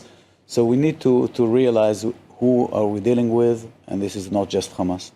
Now, I wanted to ask both of you, this is supposed to be the last hostage release of phase 1 of the hostage for ceasefire deal. What do you anticipate happening in the next steps? I mean, we've heard some reports that negotiations are starting, but then they are going to release 6 hostages instead of the initial, I believe it was 3 or 4 that were set to be released today. What do you expect to happen in the next few weeks? I expect in the next few days there to be extraordinary pressure placed by the Trump administration on the key players in the region with respect to the hostages and those who remain alive and dead in Hamas captivity. I think it's going to either happen very quickly or it's not going to happen. But we're not going to have this drawn out agony that we've had for the last, 16, 17 months. And the Trump administration is not a patient administration, and they seem to have an ability to extract concessions that they want. I believe we see now some of the footage of the family of Avera Mengistu. I just want to note that this family has really been lobbying, has been fighting hard throughout this time, prior to October 7th as well. They have really, really kept Avera on the hearts of the Israeli society. And so, of course, I'm immensely happy to see the return of Avera Mengistu, a horrible injustice. And again, this is someone who, before October 7th, was taken by Hamas, held as a hostage. He was not given the proper treatment. I know at one point the family did try to ensure that medication could be sent to Avera Mengistu, who has struggled for many years with mental illness, and they were not able to be successful in that. We will receive updates probably later about his condition and how he was treated in Gaza, and hopefully they will be able to give him the necessary support. We see there big smiles from some of the family members. Probably a huge relief to see Avera Mengistu being returned home after so much time, more than 3,800 days in captivity. Really unbelievable. I'm not sure if we have the audio from that, but we'll try to give you more updates on that later. Danny, I want to turn to you. In terms of what we're seeing on the ground in Gaza, what do you expect from the next stage, if there is a phase 2? Is it possible even? It is possible, but we need to realize that the end game of Israel and Hamas, or Israel and the US and Hamas, is different. So since Israel is one of the goals of the war was to destroy Hamas and not and end this war while they are not in power, Hamas's end game is the opposite. So it either goes to as Vivian mentioned, to an immense pressure by the US administration to end this deal within a week or so, or we should go back to war. I can't see any other alternative. It's not going to go back to have Hamas dragging us for weeks of agony and on this psychological warfare. It should either go to end this current days, or I think the only alternative would be for Israel to change the game and to make Hamas realize that if they're not giving back the hostages, we're going to go back to full-scale war. You know, one of the things that we saw this week that was perhaps a bit unusual, I don't know if it's a byproduct of the approach of the Trump administration, but we have seen more and more leaders in Europe and the United States saying there is no situation in which Hamas should be allowed to remain in power. And this is something that until the Trump administration and Trump's sort of radical proposal, we didn't really see this sort of attitude. And, you know, much has been said about Trump's proposal in terms of, you know, moving Palestinians from the Gaza Strip, which he clarified last night would not be something forced. But regardless of what you make, I just want to give an update. I just did receive an update right now that Tal Shoam and Avera Mengistu have been transferred into IDF hands. So we welcome them back to Israel. Of course, a huge sigh of relief for all of those families and for the entire state of Israel. We are seeing now scenes from Nuseirat. We're awaiting the arrival of the remaining hostages set to be released today. Omer Shem Tov, we have Elia Cohen and Omer Venkot, who were all kidnapped from the Nova Festival. And we also have the fourth hostage who is supposed to be released today, Hisham al-Sayad, an Israeli from the Arab community who also has been held for almost 10 years in Hamas captivity. So we will continue to keep you updated on that. Shosh, I want to turn to you. Is there a sense of tension? Is there a sense of pressure on the ground in Hostage Square as we anticipate the return of the remaining four hostages? And what do we know? Shosh, Ariella, what can you tell us about those hostages? Yeah, first off, it's really quiet here in Hostage Square right now. Really just like a very calm, mellow presence you can feel right now after these two male hostages were released. You know, there was some cheering, but like I mentioned before, at moments like this, it just feels really calm. People wanting to take in just the live stream, seeing these men, seeing their faces for the first time. In this case, more than 10 years and more than a year for Tal Shoam. We are expecting another handover location to take place somewhere else in Gaza. As you mentioned, Emily, the rest of the four hostages will be handed over there. Let's talk about Omer Shem Tov. He's one of the hostages set to be released next. What can you tell us about him? Right, so Omer was taken from the Nova Festival with his two friends, Maya and Itai Regev, who were both released in November 2023. And Omer is from Herzliya. Now he is celiac and also asthmatic, so there have been grave concerns for his health over the past 16 months in captivity. We know the conditions are dire. They are underground in tunnels, most likely damp, not good airflow through there, so asthmatics would suffer deeply there. And alongside that, we know that most of the hostages have been surviving off barely one piece of pita bread a day, which also for a celiac would be debilitating, really. Yeah. So we're very concerned to see the condition he'll be in when he comes out. We've seen from the other hostages, Or Levy, Eli Sharabi specifically, how unwell, how malnourished they looked when they were released. So it's definitely everyone's holding their breath before we see the release of the hostages. And specifically now in this phase of the deal, all the hostages have health conditions, health concerns, specifically Omer Shem Tov. So him coming out now is definitely a worry, but we'll look forward to seeing him hopefully standing on 2 feet and then being taken to medical care in Israel. Yeah, we have the next hostage, Omer, another hostage with the name Omer Wenkert. He is also someone that struggles with some type of condition. He has colitis. His mother said a few weeks ago that he struggles with dramatic episodes of flare-ups with his colitis. He was taken from Nova as well. His last words over text to his family members were, "I'm scared for my life." So imagine that being the last text. There haven't really been any public signs of life released of Omer. When he was kidnapped, there was an image that was taken and sent to his family. He was stripped down onto his underwear with his hands tied behind his back with no shirt on. And he had this terrible fear in his eyes that you could see in the back of a pickup truck. We also are expecting Elia Cohen to be released as well. We know that there's been a recent sign of life from him, which is great news. From some of the released hostages, he was at the Nova Music Festival. with his girlfriend Ziv and her family as well. Ziv survived. Ziv survived and has been very outspoken. She's been very much spearheading the campaign to bring Elia home.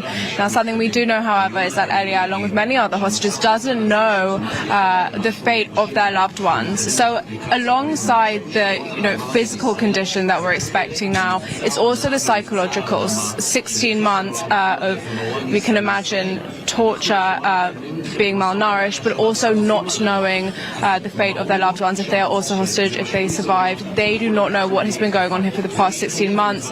So just as important as physical checks will be the psychological checks as well, and they will have to receive continuous emotional support as they come out. Definitely. And another hostage that is also set to be released in the next handover in Gaza is Hisham al-Said.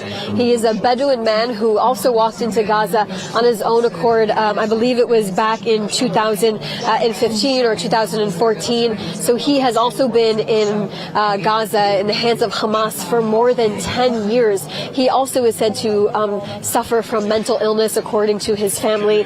Like we said, he walked in from the north of the border of Gaza. I believe, in 2022, they actually released a video of him with an oxygen tank hooked up to his face. You can see him in a hospital bed. It's really a horrible video that they did release.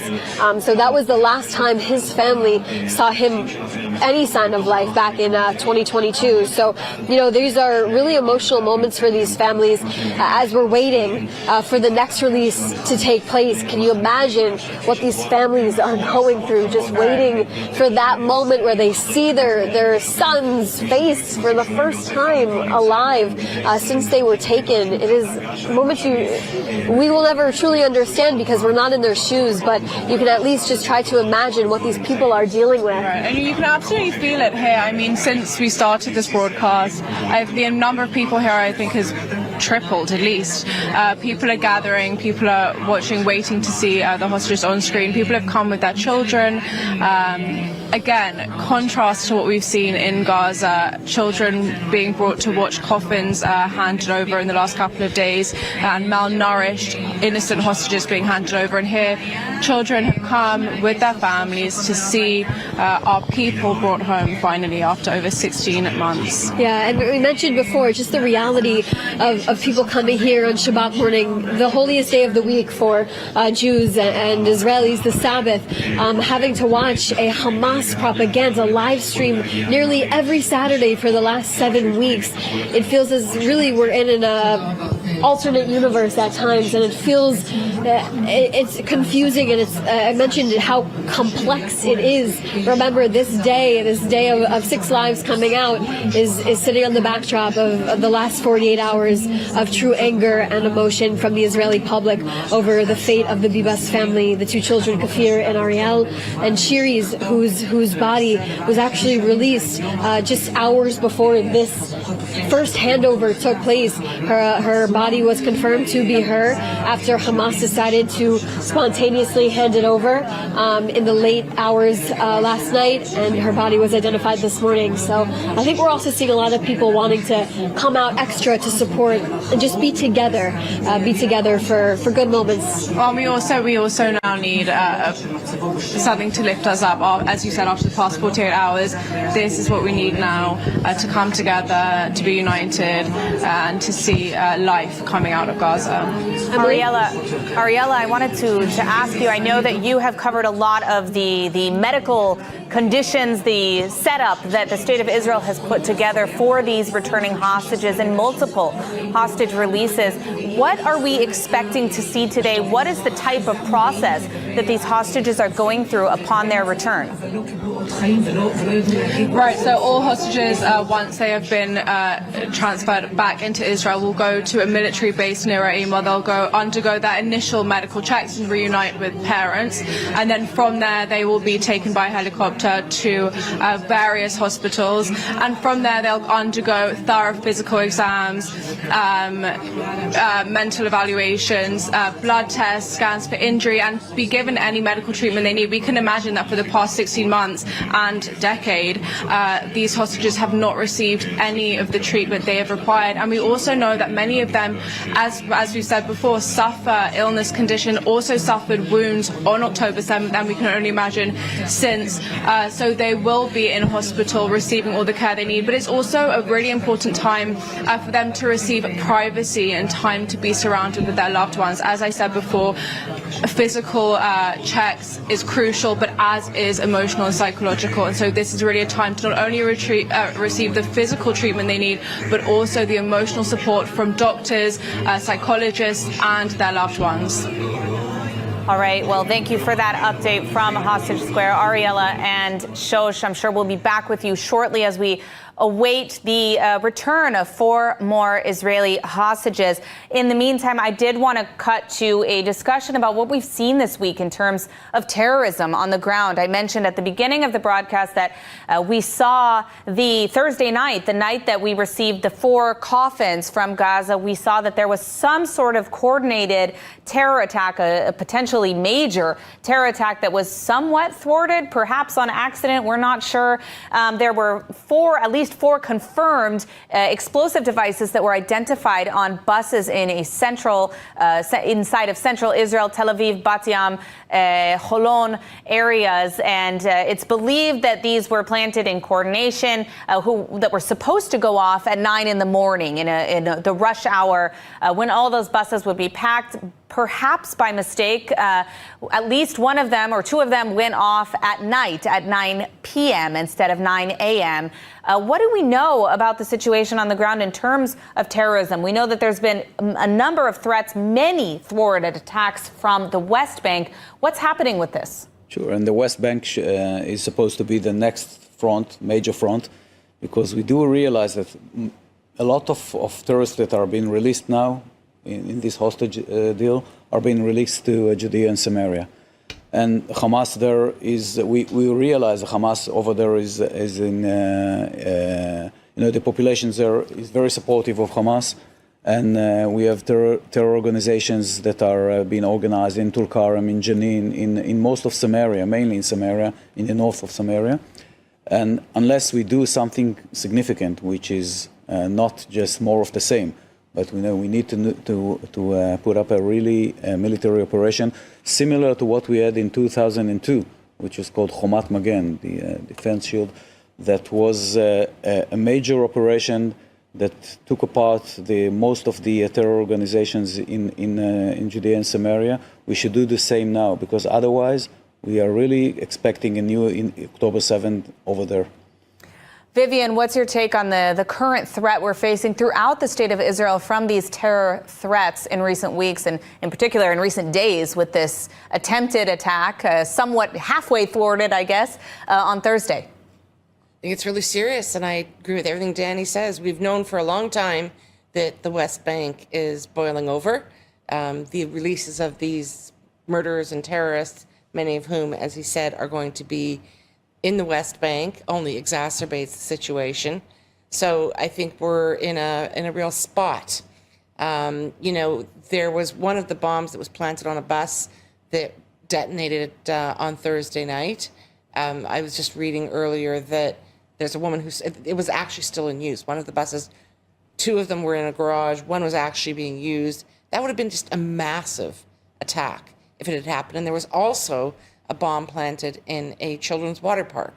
I assume it was indoors, that was also found. So you can see footage now where we're sharing of at least one of those bus explosions in central Israel, which miraculously did not actually injure anyone due to the timing of, where the buses were at that time of day. That's why it's believed that it was a mistake. It was supposed to go off in the morning, really a miracle in these days, but nonetheless extremely concerning, I think, for Israeli society that these kinds of events are still happening. I mean, it begs the question, is Israel really prepared after October 7th to deal with these threats? I mean, what is your take on Israel's preparedness? There is a debate in Israel regarding the hostage deal, whether we should pay any price. Some people say you should release them at any price, and others are claiming that this is the price, what we are seeing now. Putting back hundreds of terrorists into the West Bank has its price. So this is the dilemma we are facing, and as I mentioned before, we cannot overlook problems. I think the major lesson that we have to learn from October 7 is the problems don't go away if we're overlooking them, and this is something we have to deal with, as I mentioned before, in a serious military operation on the West Bank. Otherwise, we will have to deal with such events on a daily basis. Well, I mean, one of the things that we know so far about this attack is that there were several suspects already arrested. Several they have not yet, put under arrest. But of those suspects, several of them were actually Jewish Israelis, at least in one case that had driven one of the terrorists who planted the bombs. We've also seen an increasing trend of involvement from the Islamic regime in Iran and their activities in the West Bank, trying to utilize those terror groups on the ground, in particular Hamas in the West Bank, to carry out acts of terrorism. But we do know that the Islamic regime has been very, very active in these terror threats. What do we know in terms of the Israelis who have been caught up in some of these trends? I mean, we know that they've busted several terror cells. What's happening on this front? You mean, when you say Israelis, you mean like Israeli Jews have been arrested in several cases. I mean, Iran is really going above and beyond when it comes to targeting and making every effort to recruit people, whether because of financial constraints and in many cases of the Jewish Israelis or radical terrorist groups that we've seen throughout the West Bank and even in some cases within Israel. Yeah, I'm not expert on this, but from what I've read and seen and heard, it seems that Iran has been very active in recruiting. They've targeted certain populations that probably are disgruntled for one reason or another. Seems to be an economic incentive usually, and the amount of money that these individuals receive to take photographs of various sites around Israel, to transport terrorists, whatever it is they do. It's a very small amount of money. I've been actually shocked when I've read about these reports, but look, they're good at it. They know where to go. They're doing it on social media, and they've succeeded. We should realize that Iran haven't given up its ideology to destroy Israel, and they lost most of the power of their proxies in Lebanon and in Gaza. So there is no vacuum. Now the East Front is their major front. They're trying to smuggle to send weapons to the West Bank. They're trying to recruit Israelis. And we should remember that the Jordanian border is our most weak one in terms of defense. So this is the place we want to look to and to be very very careful in what is going on from Jordan to the West Bank and in the West Bank. Absolutely. Well, we do have Shosh Bedrosian in Hostage Square, who has a guest to tell us a little bit more about the situation we're about to see. Shosh, are you there? Shosh, Ariella? Hi. Yes, we're actually here in Hostage Square right now. We have two people that have come to nearly every single hostage release over the last few weeks. This is Dana and this is Ella. They come as with friends together to support these families. Tell me what it was like for the two of you to see these hostages being released this morning. And this morning, it was a relief. I feel it's a mix of emotions because after the last week, we can't really be happy. But it's still a relief to see them standing on their legs and coming back to Israel after such a long time, especially with Avera Mengistu being there for almost 11 years. It's really unbelievable. What was it like for you guys to see him alive after 11 years? It was really an unbelievable sight. It's a horrible story. It's like a person that this country has forgotten all about. It's the way I feel. It's like if it weren't for the 7th of October, God knows when he would come back to Israel. It's good to see that he's alive. He's walking on his 2 feet, and shame it had to take that long. We are expecting another person, a Bedouin man who also has been in captivity for more than 10 years to be released in the next handover. Also, I just want to talk about the last 48 hours here in Israel. There's been this backdrop of the Bibas family and the pain so many Israelis feel after just first off the situation with Shiri's body and the way in which these two little innocent boys were killed, according to the forensic unit. What has that been like for you guys, just the experiencing and hearing all the news come out regarding that? Mostly very, very, very sad. Really kidnapping babies and a grandfather, an 80-something years old man. I can't even start to imagine why. Why do you do that? I mean, it's not war, it's not soldiers. It's I really can't. I really can't understand. I mean, but it was really, really, really sad. I mean, that's for me the most. It was hard for me to watch the news. I didn't open the television. Decided just to try not to think about it all day. How do Israelis get through moments like this with these two events pinned up against each other? How do Israelis get through it? We have to use a lot of emotional defense mechanisms. You sometimes have to suppress all those emotions and go on with your lives. And whenever the thought comes into your mind, then it's devastating. I mean, we're always like that. It's a huge sinusoidal, how do you say that? Burst of emotions.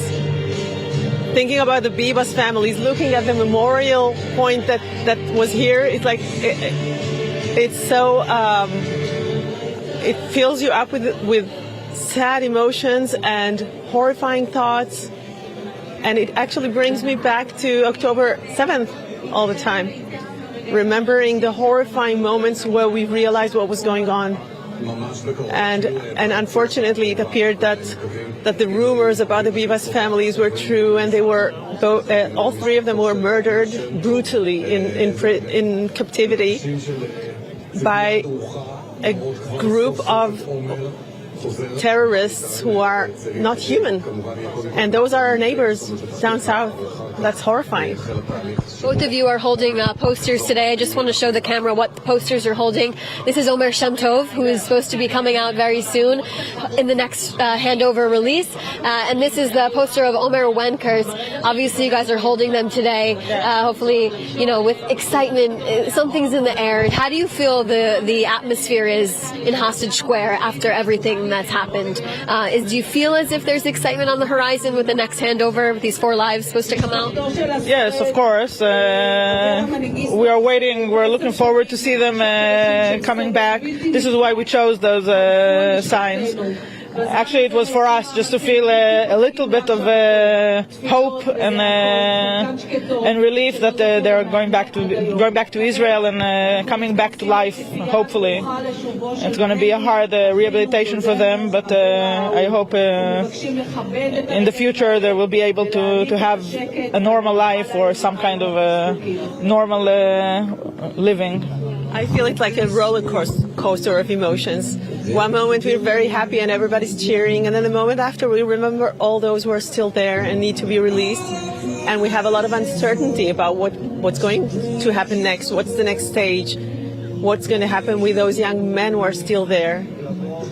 And Emily, I believe you said today is the final day of this first phase of this deal, of the release. And so many people and families are advocating for phase 2 to go on and to take place, as there are still so many lives of men, of soldiers in Hamas captivity that need to come out. Thank you both for joining me. I really appreciate it. Emily? Thank you, Shosh, for that report from the ground in Hostage Square. As you see now on the screen, we are filming from Nusirat in Gaza. You can see a large crowd assembled there. They've been out there already for well over an hour, I want to say. Families, children also at the scene. And just a few minutes ago, there was somewhat of a commotion because you saw a large group of Hamas terrorists, almost rushed by the crowd, who were all very, very eager to come take selfies and take photographs with these Hamas terrorists. You can see even now some commotion on the ground in Gaza. So there is not only a embrace of Hamas, but a celebration of this terrorist organization, despite the fact that they've really dragged the Gaza Strip into a brutal war that, of course, has been very difficult for the people of Gaza. And despite that, we see a lot of civilian support for Hamas, for their acts of terrorism. And unfortunately, I think that's something that has shocked perhaps not Israeli society because they were more familiar with this phenomenon, but particularly the international community, to see this support from civilians on the ground for these heinous crimes against humanity. The murder, the barbaric murder of children, the assault of women, the kidnapping of entire families, the cynicism that we've seen displayed throughout these hostage release and before with the conditions of the hostages as we continue to learn more on the ground. I mean, how do you respond to dealing with a terrorist organization like this? What does deterring them actually look like? And is there any hope for the future of Gaza when we see civilians, children on the ground like this? Vivian. You can't deter a population that is committed to, it's a death cult. This kind of indoctrination has been going on for decades with this population in schools, in families, in mosques, every aspect of their life. It's been supported. Importantly, people need to be reminded of this constantly. It has been supported by Western aid dollars going through UNRWA and other agencies. And this is the result. I mean, it reminds me, just a few days ago, there was an American television crew that went into one of the ISIS camps in northern Syria, I think, where there was tens of thousands of people who are being held, who are former ISIS men, women, children. And I guess they expected to be greeted with flowers and candies, and instead young children came out and started throwing rocks at them and telling them to get out and calling them all sorts of names. It's like, well, what do you expect? This is a death cult. They value death over life. They value our destruction, the destruction of Israel and the killing of all Jews. They ran around on October 7th looking for Yehud, Jews. It's about Jews. It's not about Zionism. It's about Jews. They hate us. And it's a tough one to swallow. And there's a real resistance in the West for all kinds of reasons to accept it. But that's the reality. So how do we deal with it?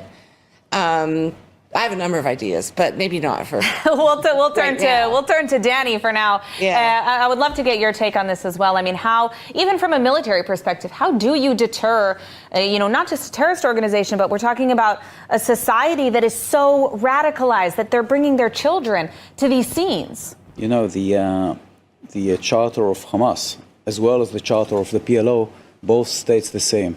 They say that their final goal is to destroy the state of Israel and to eliminate the entire Jewish population here and eliminate Zionism. And I think it also goes back to the Islam belief that divides the world to Dar al-Islam and Dar al-Harb, which means the world of Islam and otherwise that don't live up to according to the Sharia laws should die by sword. And this is what children are being taught ever since they are very young. So two major factors could affect this. One of them is land and not life. They don't appreciate life. But if you take the land and if you take the control of the Hamas, this is something they fear of. And this is what we haven't been able to exercise during the first stages of the war. And if you can see the screen, you can see the houses of Nuseirat over there. Some of them are still standing. And the reason that the IDF didn't exercise its full capacities and its full force specific over there in Nuseirat is the fact that hostages were being held over there. And this is something that I know. All right. Well, we have received an update that Tal Shom and Avera Mengistu have officially entered Israeli territory. They were already transferred into IDF hands within the Gaza Strip, and they are now in Israel. So a welcome back to them, and I'm sure a huge relief for all of their families.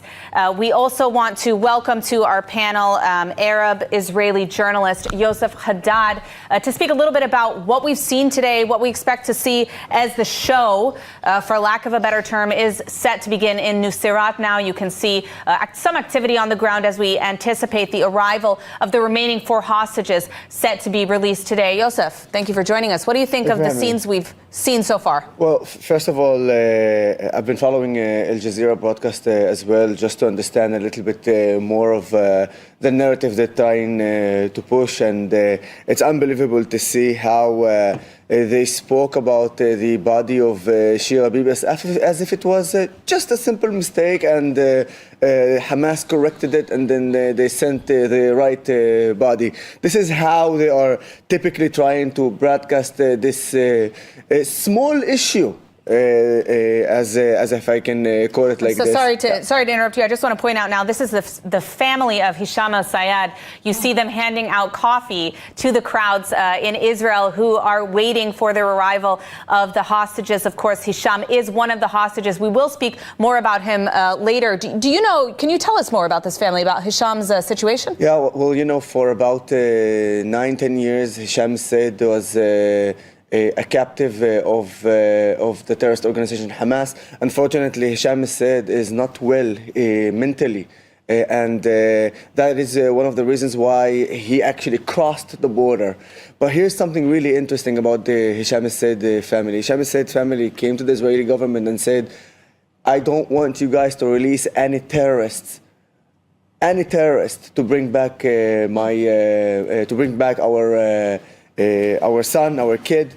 And this is something was unbelievable in terms of a family saying something like that. But Israel, as we say, it is the only democracy in the Middle East, and Israel cares about all its citizens, and that's why we see Hisham Said and other hostages are being released. But something really interesting, if we're still talking about Al Jazeera, they're referring to Hisham Said as a Palestinian. They said that he's a Palestinian prisoner of the resistance. And I'm asking Al Jazeera, if he's a Palestinian, why he's a prisoner of Hamas? That sums it up. I mean, we did see, of course, on October 7th, we saw many Arab Israelis who were also targeted, who were victims of Hamas, who were slaughtered the same as their Jewish counterparts, fellow countrymen. And unfortunately, we have seen hostages. We saw that they kidnapped several Arab Israeli hostages without regard. So there isn't even just something specific to Jews about this. Of course, that's the core motivation. Of course. But also Arab Israelis. Can you tell us a little bit about what we've seen from the Arab Israelis in regard to October 7th and the aftermath with this hostage situation? I mean, this is a very important question, especially to our viewers abroad, because a lot of the people try to draw on this war as it's wars between Jews against Arabs, and it's simply not true.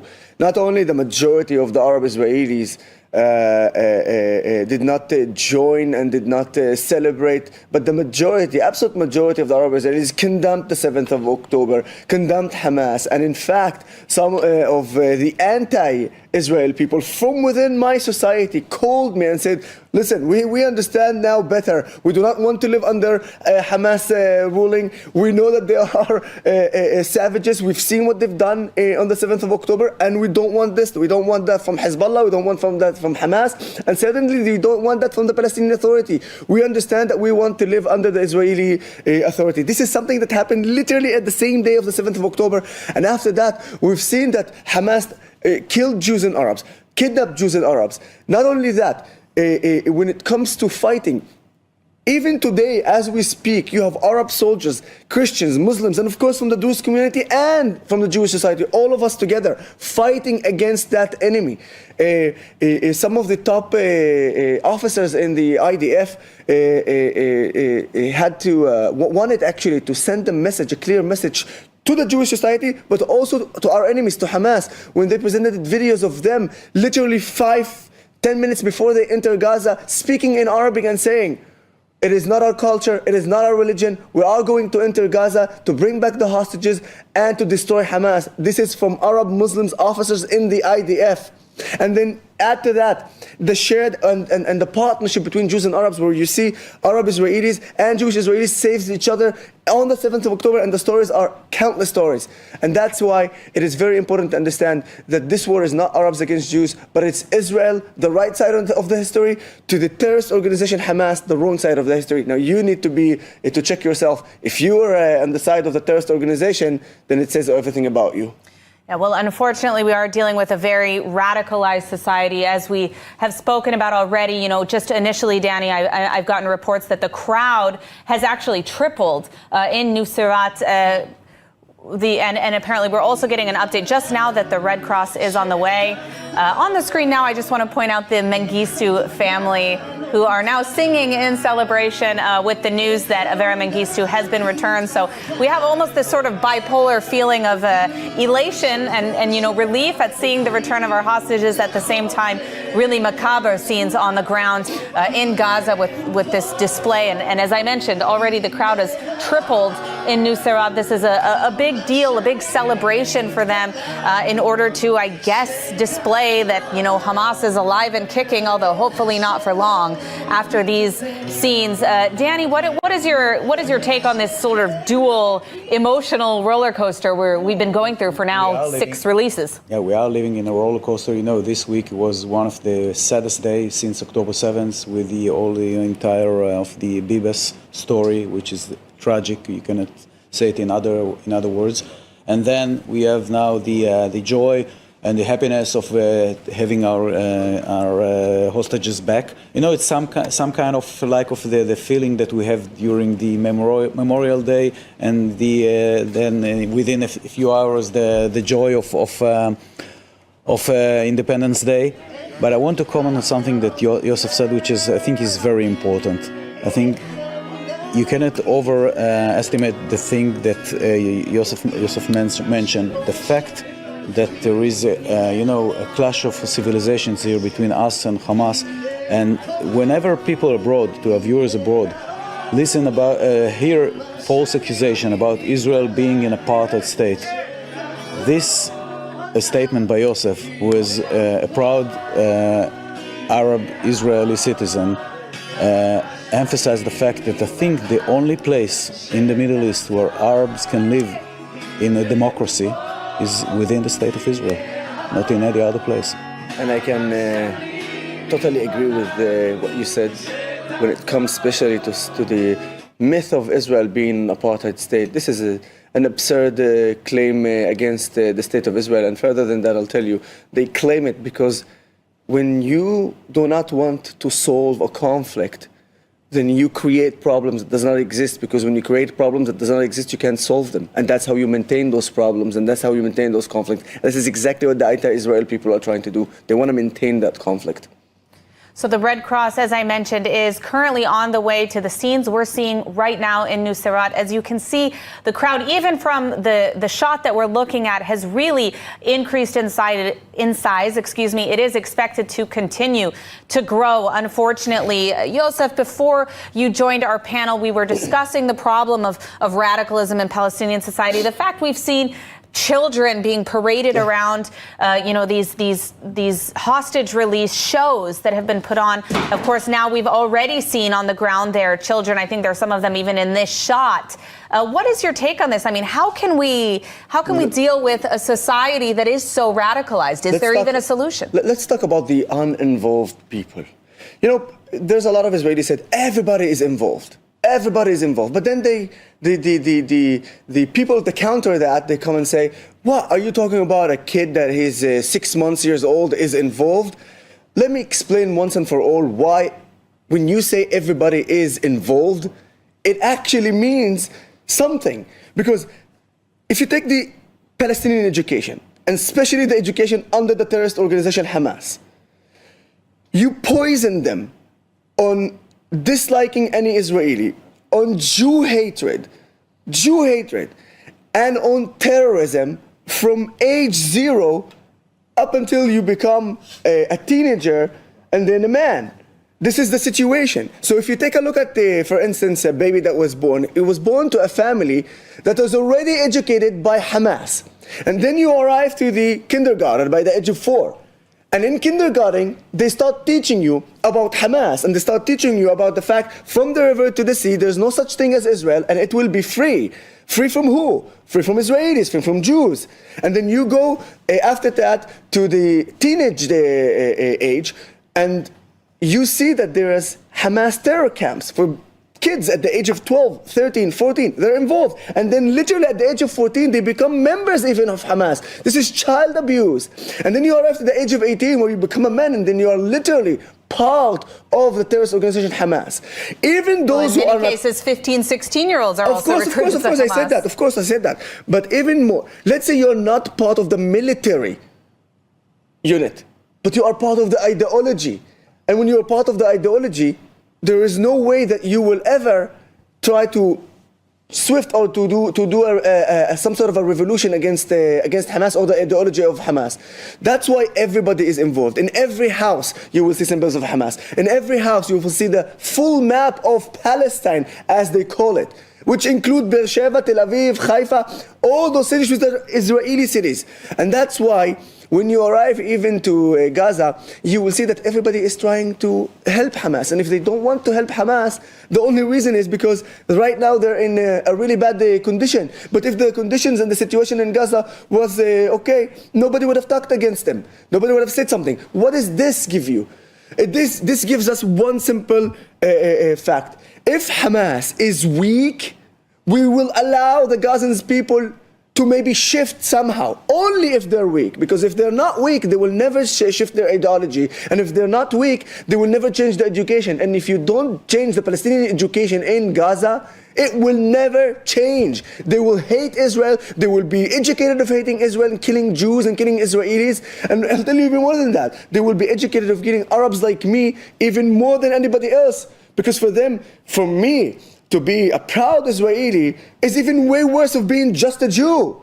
And this is how sickening their thought is. So yes, that's why we say everybody there is involved. You know, during the Holocaust, there were people who are not Jews who helped the Jews. Have you heard about one Palestinian in Gaza did that? I think there's a specific definition for that. Righteous among the nations. Righteous among the nations. Is there one Palestinian that you can call him righteous among the nation? The answer is no. And this thing tells you, even Nazis had rights among the nations. Gazans, Palestinians don't? Come on. Well, certainly disappointing comments, but it is the reality, unfortunately. This is the reality, as we've seen since October 7th. I mean, I wish that you were wrong, but I think that based on what we know, that's a somewhat accurate interpretation. Shosh and Ariella in Hostage Square, I know that you have some more updates from us on the ground. Okay. Everybody is waiting. Hi, Emily. Yes, we have been trying to speak to some people here in Hostage Square. So many people have different emotions as to why they're here. Of course, we're talking to people trying to set the mood. Tell us who we have here today. Okay, so we're here now with Ori. Thank you for being here. So can you tell us why you're here? Why was it important for you to come here today? I think there is no other options. As long as the family is asked and told, it makes us stronger. And there is a little chance our hostages will see it in Gaza. This is a good reason to get out of bed and come here. And you know, a lot of our viewers aren't in Israel. They're not experiencing what we're experiencing right now, standing here in Hostage Square. So what is the energy? Have you been here before for the hostage releases? In this place? Yeah. I'm trying to come here or to come to Begin Gate each Saturday. Sometimes when I can do it, I'm doing it in the middle of the East, but it's quite difficult in the middle of the week. So how does it feel to be here? What's the energy like? For people who aren't here, how can you describe this feeling to them? Difficult, sad, unbelievable. Do you feel any hope from being here? Does it make you feel hopeful and united to be here, though? I don't know if it makes me hopeful. I think it's better to say I feel betrayed by my government. This is the feeling I have. I can't understand it. a country who treats the hostages like this. Yeah, tell us about just when you saw these hostages, these two hostages just released. One of them was in captivity for more than 10 years. What was that like for you to see him actually walk on his own 2 feet alive after so long of being in Hamas captivity? Pity. I feel pity on him. It's unbelievable because as long as I understood, he was not absolutely mentally as should be. Screwed him. And we have, of course, phase 2. You know, all these families, of course, people, supporters, they want to see phase 2 come to fruition. They want to see it happen. Of course, we have still a lot of men in Hamas captivity, and we also have soldiers in Hamas captivity. Do you feel as if there's hope that phase 2 could happen? What are your thoughts on that? I know some families are worried that it might not happen. It must have been. I don't know, will it be? But it must. Well, yeah, this is really the feeling here in Hostage Square. So many people not knowing, but having hope that phase 2 could happen. Of course, all these families are putting pressure on the government to ensure that the rest of these lives do come home. Of course, because we've seen the conditions of these men. We saw Tal Shoam today. It seemed as if he had some type of limp when he was coming out of captivity today. And so people are just, of course, worried about the conditions of the other men that are still in Hamas captivity. So, well, I also think it's something that you're saying now that, you know, it's been over 16 months. People are tired. We're tired now, but each release, each living hostage that comes out is another burst to carry on going and to keep pushing for the release of all the hostages. It's okay. You have to speak louder. It's okay. It's such a busy environment, and I guess just for anyone who's watching at home who isn't here, what's your message to them? What do you want them to know? We are with them. We are giving them a hug. We are doing what we can do. And pray with them, although I'm not religious. Amazing. Well, thank you so much for joining us. Absolutely. We are all with them and giving them a big hug. Emily, back to you. For that update, we do see scenes in Nuseirat now. We saw a small group of children seemingly a part of these processions in some capacity, holding signs being used to direct, I guess, certain groups of Palestinians into certain areas. The latest update we have is that the Red Cross is currently on the way to Nuseirat to undergo this second phase of the exchange that we're expected to see today with the release of 4 additional Israeli hostages. Vivian, I wanted to go to you before Shosh, but I wanted to give you a chance to discuss what we were talking about before with Yosef, which is the lack of assistance from the civilian population in Gaza in getting these hostages out. I think for many Israelis, this has been a profound disappointment, especially for southern Israelis living in the south, many of whom had relationships with some of these people. And I think that there's one small glimmer of goodness that it behooves us to talk about. Arbel Yehud has been very reclusive. Of course, she was the 29-year-old woman who was released and nearly lynched by a mob. I believe it was in Khan Yunis a few weeks ago. She was kept in total isolation throughout her captivity. And what we've learned from her, the one detail, and she wanted people to know about this, is that she was kept with a family, apparently a very cruel patriarch. He had 3 wives, and the youngest, his 3rd wife, really showed great compassion towards Arbel and would often do tasks that she had been ordered to do and tried to protect her. And Arbel said that she owes her tremendous gratitude, and this woman is being left to a life of despair and abuse and cruelty. And so it's one story, and there should be more, but I do think that we should acknowledge that woman's incredible bravery and compassion. I wanted to also just mention one more thing that came up earlier that I've really been champing at the bit to respond to, which is, you know, the price we pay. Danny was talking about the price we pay when we release these killers, and then we're going to have to deal with them again. But I think we also have to, at some point, address the price we pay by not bringing our hostages home. It's a huge price, in my view, that we would pay to leave them. And that's why I don't think you pay any price, but we have to pay a really high price. And the truth is, we lost on October 7th. So we now have to kind of fix that, and then we can go ahead and fight the war that we need to fight without two hands tied behind our back. I have to disagree regarding the statement of we lost on October 7th, because the fact that October 7th was a tragedy and was a total failure by the IDF is clear to everyone. It's clear to everyone.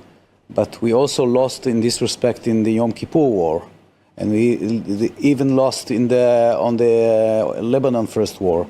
But the fact is, once we started in a very low point, we ended up as winners. And we shouldn't forget this, because this is the way narratives are created. By stating that we lost, this is the way the Palestinians, or the Hamas in this respect, takes this under consideration. They see us as a losing and weak society, while they claim to be victorious, while the reality is just the other way around. I actually do agree with you, and I'll tell you why I also agree with you. We're speaking right now about the footages and the images of that we've seen here in Nusayrat. One of actually the images that I want to talk about is the quote that they put in Hebrew, and it says, "Halachatz hatzva'i bilvad yachzir et hachatufim." Only military pressure and strength will bring back the hostages. This is as a quote, and then under it they say, "Bibi, don't pressure again, calm down." Do you know what I understand from? You can see now on the. Yes, this is exactly the stage that we have here in Nusayrat right now. Yeah, and do you know what I understand from this? I understand one thing: Hamas is shaking and frightened, scared like little cowards and rats from the IDF soldiers, because they know very well that if we go to an operation one more time, and if we go to war, when this time in the United States there isn't Biden administration, there is a Trump administration, they are afraid, scared, and this is exactly shows how much they are working on a propaganda towards the Israeli citizens. This is why they chose to put it in Hebrew. This is why they chose to use this quote. And I will tell you one more thing. As I said already, not only we decimated our enemies, we fought on 7 fronts. 7 fronts. They tried to eliminate the state of Israel, and we are still standing. Of course we did not lose. But here's the thing. You know what differentiates all of us, or differentiates us from the terrorist organization Hamas, and why we have so many opinions here of losing, winning? Because if we only lose one life of an Israeli, whether it's a soldier or a civilian, and if there is only one Israeli hostage, and it doesn't matter who he is, we feel like we lost the whole world. This is why the life of Israelis are more precious than the life of the Palestinians. And I'm sorry, this is not something that I am saying. This is something that Hamas is saying. This is something that the Palestinians are saying. Because if we just look today on the deal, 650 terrorists are about to be released for the 6 live Israeli hostages. They set up the equation that for one Israeli life, hundreds of Israelis, Palestinians, it's worth. So they are the one that making the life of a Palestinian less than the life of Israelis, and we pressure life. And that's why we want to see every hostage in home, and that's why we feel sometimes we are a bit losing. But no, we need to understand one thing clearly. We won when it comes to military. We won. We decimated Hezbollah. We decimated Hamas. And the only reason why Hamas is standing like this, because they recruited, and I'm telling you from knowing. They recruited civilians, gave them the uniform of Hamas and told them, wear them. Look how clean they are. Look how their uniforms are clean. And it's funny to see that when there is a fight, you don't see a uniform, Hamas uniform. But when there isn't a fight, everybody comes with a uniform. Now, let me also be clear. We annihilated, we destroyed, and we killed over 15,000 members of Hamas, terrorists. This is a huge number from the IDF. And the only way we're seeing Hamas as if he's controlling Gaza is one, because the IDF is not there, otherwise they would be hiding like cowards. And the second thing is, it's because they recruited regular civilians and put them with uniforms. So let's be really honest with ourselves, okay? We do have footage now of the family of Tal Shoam in the initial reactions. You can see a huge sigh of relief on the face of all of these family members as they watched the initial footage, which we aired just a few minutes ago, of Tal Shoam. Tears of joy from the Shoam family. Emotional moments across Israel today, certainly. Certainly. We've also received an update that the Red Cross has arrived at the scene in Nuseirat right now as the Palestinian crowd in Gaza continues to grow as we anticipate the return of the 4 additional hostages set to be released today. Red Cross. An exciting moment for the Shoam family. We are waiting to receive updates on the physical status of the hostages. As mentioned before, it did appear as if Tal Shoam was very weak, perhaps with a limp. Unclear exactly what those injuries may be. Unfortunately, as we mentioned earlier, many of these hostages, we know from the hostages who have returned home already, who have seen some of these hostages throughout this time in captivity. They have confirmed that the hostages being held, in particular the male hostages, have been held in just horrendous conditions, most of them underground for the majority of the time. In some cases, they have been physically chained, unable to move for weeks at a time. And we also know that Hamas has engaged in a sort of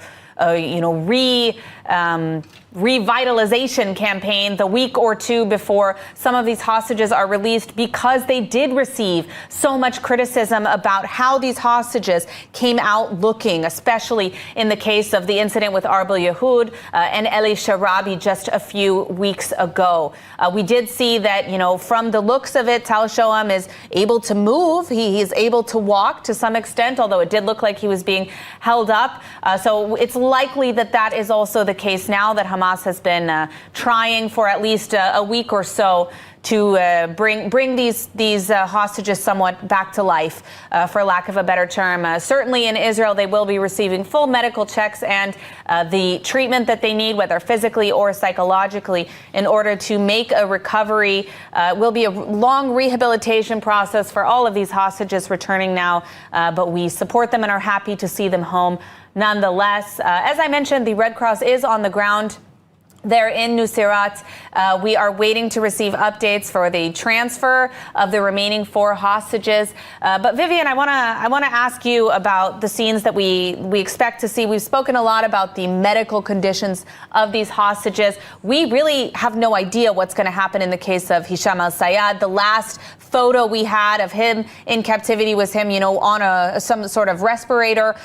We don't know all the details of his condition, but what are you expecting to see from these hostages? We have 3 returning who were kidnapped from Nova, and then, of course, Hisham al-Sayad, almost a decade in captivity. Well, like everybody else, I hope that we at least see them able to walk and stand.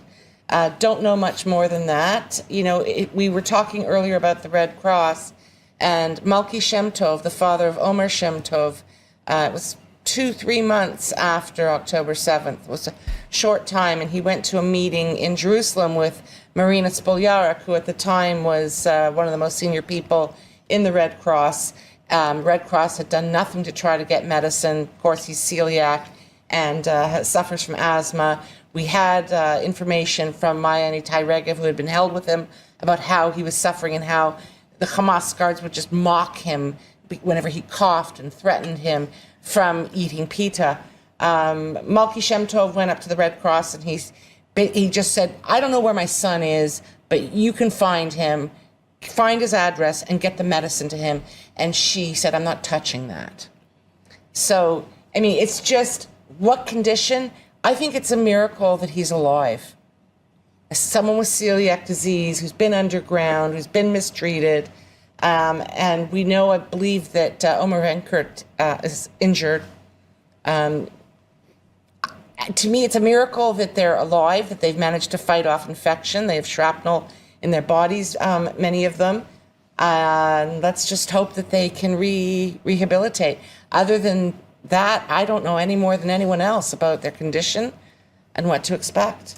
Well, hopefully we will receive an update shortly, or at least some visuals. Danny? Yes, Vivian mentioned Omer Shem Tov, and I'm familiar with distant relatives of the family. And I wanted to say that Shelley Shem Tov, the mother of Omer, is a true lioness. Yeah. Because we've seen her all around as opposed to other, and we cannot judge hostages' families, of course, and everyone reacts according to their conscience and their beliefs. But Shelley Shem Tov was the one that always preached to unite everyone. And she said, come to the hostage square, hold hands and stay still. Don't accuse anyone and just be with us. And this is something which is very exciting or very emotional in my point of view, because this is the way to unite the Israeli society.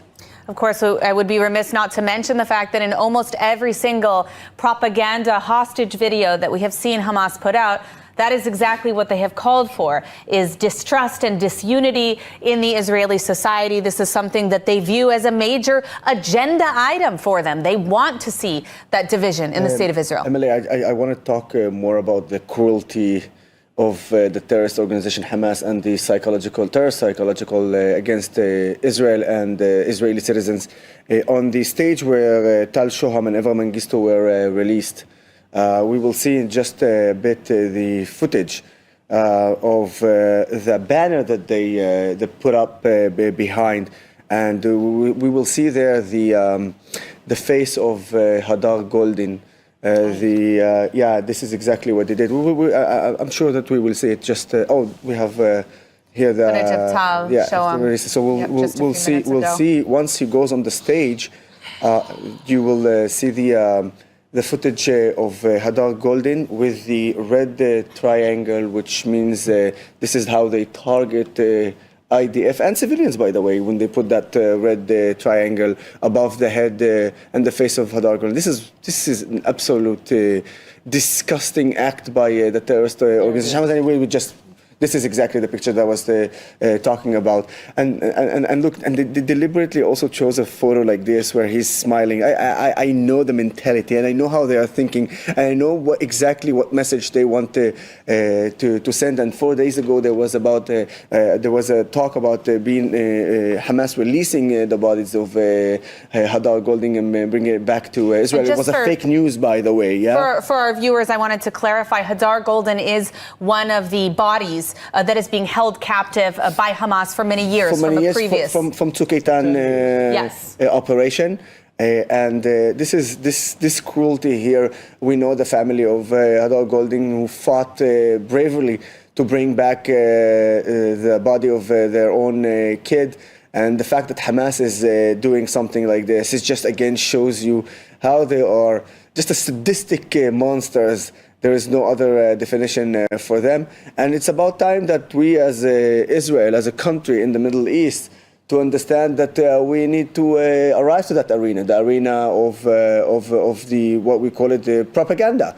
And we need to speak their own language. And that's why last week I was very, very, very proud and happy to see that when the terrorists were released, they were released when they had a T-shirt on them which says, we will not forget and we will not forgive.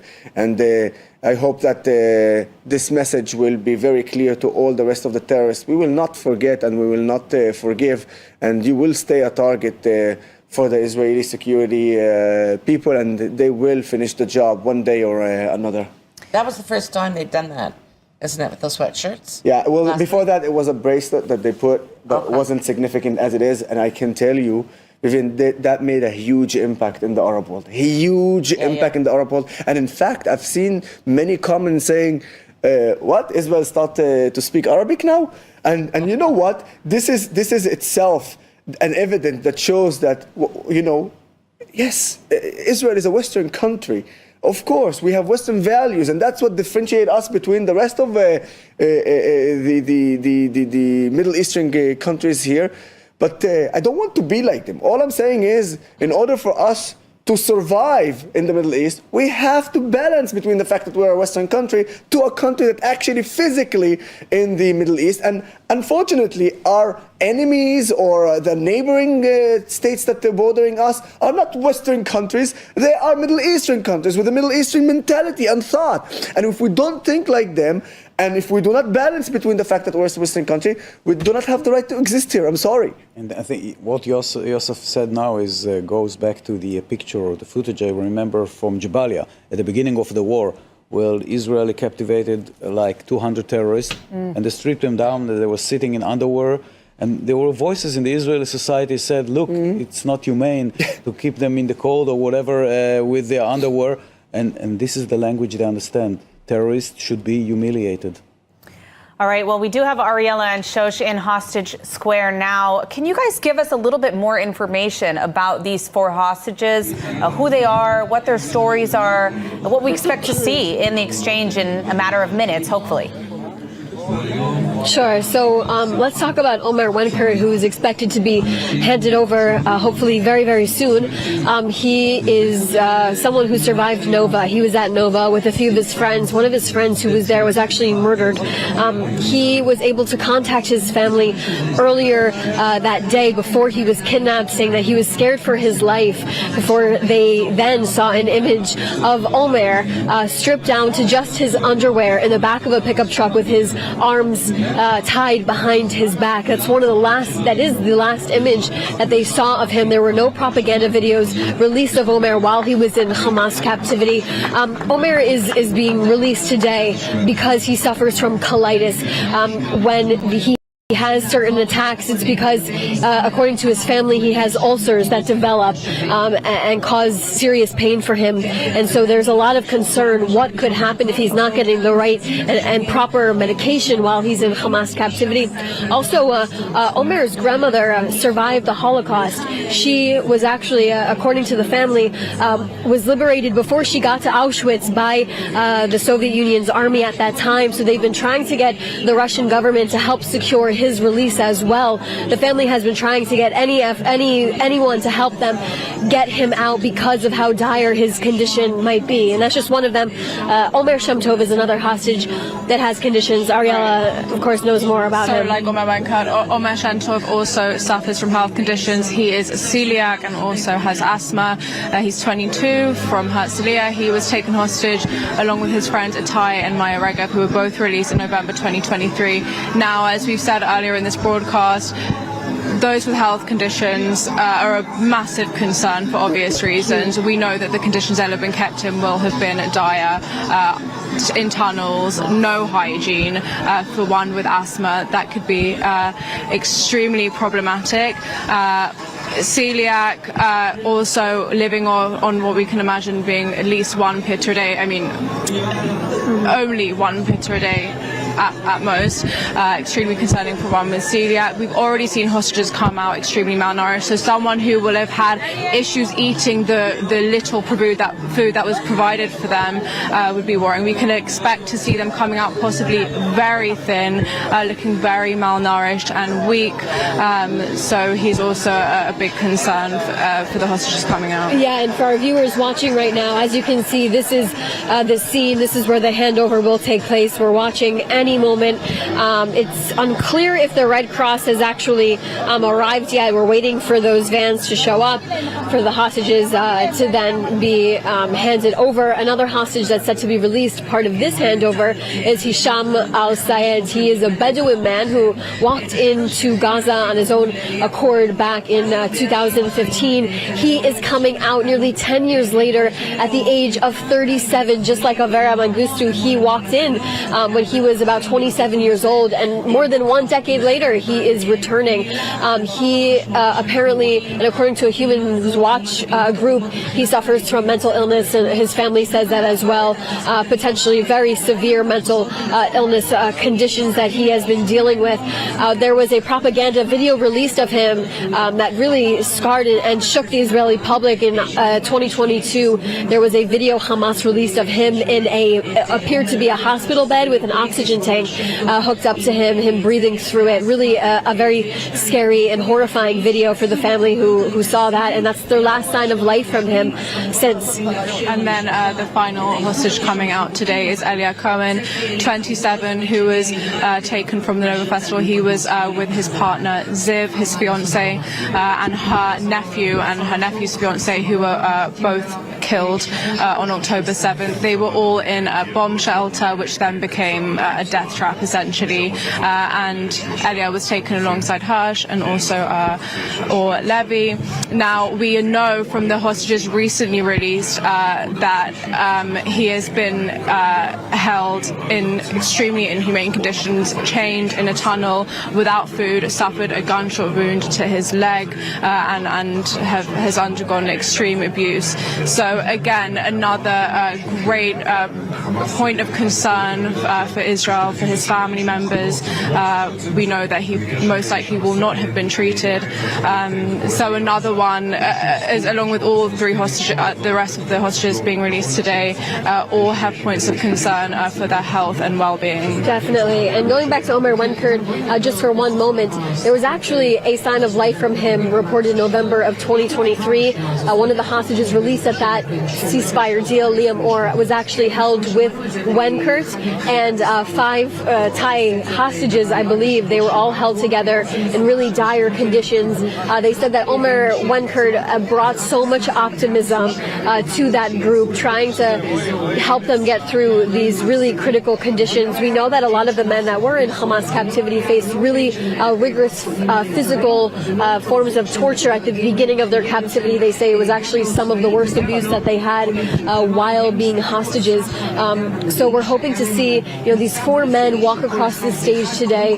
We will, of course, be examining their conditions, but also what clothing they will be wearing, how they will be walking, what they will look like once those doors open up and they are brought onto Hamas's makeshift stage that they have forced them to partake in, parade them on that stage, and then they'll be transferred over to the Red Cross. Emily? Great. Thank you for that update, Ariella Lachiani and Shosh Bedrosian in Hostage Square, reporting for us on the ground with ILTV. We see now the scenes in Nuseirat as we await the transfer of the 4 hostages. Of course, Palestinians seem to be very excited on the ground there, taking photos, selfies, videos through their own content, social media of what's happening on the ground there in Gaza. You see a large number of Hamas members, Hamas terrorists in uniform. As Yosef, as you mentioned, we do know that some of these are not necessarily Hamas terrorists, or I guess they are now,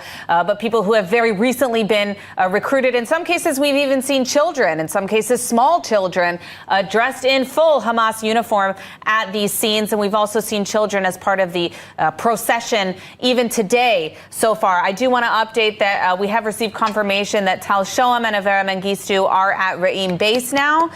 They will be reunited with initial family members before being transferred to the hospital to undergo more intensive checks. But the first of those checks will be at Re'im base. So that is a positive update. And as we await the arrival of these 4 hostages and their transfer to the Red Cross, Danny, I wanted to ask you, and actually all of our panel, but I'll start with you, Danny. What we saw with the Bibas release and the fact they sent over a Palestinian body that was not Shiri Bibas, and then 24 hours later they sent the other body that was confirmed to be Shiri Bibas. Netanyahu responded to this by saying that this is a serious violation of the ceasefire. How is that being perceived now? Is this considered a violation of the ceasefire, and what do you expect the army and the government to do? It is a serious violation, but the word violation is really not something that we should relate to Hamas, because we understand what they are doing. This is all part of psychological manipulation, and we are facing a huge dilemma, because if Netanyahu and the government would want to respond by breaking the deal and going back to war, then we do realize that we wouldn't see these 6 hostages being released today. So this is, of course, a dilemma, and I think we are trying to walk, on a very delicate situation. But I believe, as I said before, And I do want to emphasize that all of us, Vivian, of course, want the hostages, all of them back, their life and the dead, of course. And we are willing to pay a huge price for this.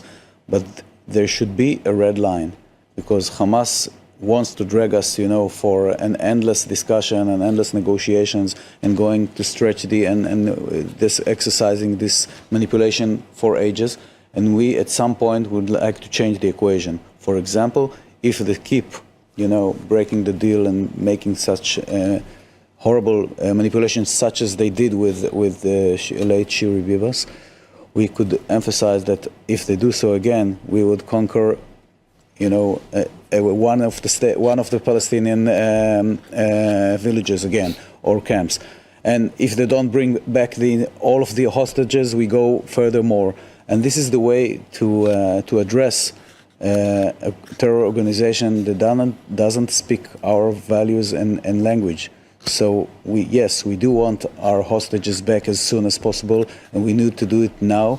But if the Hamas keeps on this behavior, we should change the equation. Vivian, based on what we saw from the Bibas coffin release, I don't even want to say hostage release, do you anticipate, do you think that Israel should return to fighting, or is that not the right tactic? I think we touched on this a little earlier. I think that I personally think that we should get every last hostage out, and I think that if we are going to achieve that, it's going to happen very quickly.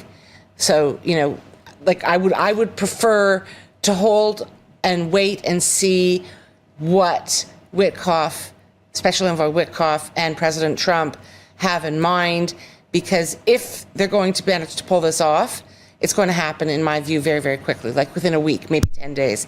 What we're seeing now is happening because of the interventions of Trump and Witkoff, in my view. There's no other explanation for it. So all of this kind of, sort of messing around and violations and this and that and taking forever, and as Trump put it, dribs and drabs and 3 and 4 and 1 and 2. No. Trump came in and he's like, enough. I want these people out. And by the way, this is a crappy deal. But look at how he's accelerated the terms of release even on this deal, and the changes that we've seen. So, what would I like to see ultimately? We go back in and we fight the war that we have been unable to fight for the last 16 months, but we get every last person out. I'm one of those who happens to think that the price of leaving people behind is too high and too corrosive to the soul, ethos, and morale of the country. That's, we may disagree on that, but that's where I come from. I have to agree with you on the fact that it's a crappy deal, and on the fact that we did not translate our military strength that we achieved in the Middle East, and we achieved a huge military success in the Middle East, and we did not translate it into a strength in diplomacy and negotiation.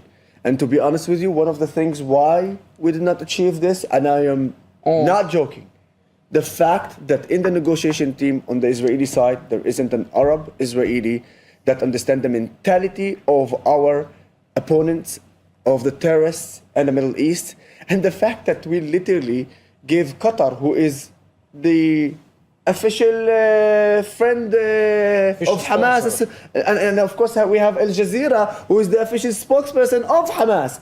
Well, the Ministry of Propaganda of Qatar, no? Well, I call them. It's Qatar and Hamas. Can I ask a question of you that you might be able to answer, that I've been asking everyone? Sure. There are many aspects of this deal that are crappy, but one of the major ones is something that we've always done, is submit to these outrageous ratios, right? Yeah. Why? Because the simple fact is that we sanctify life when they sanctify death.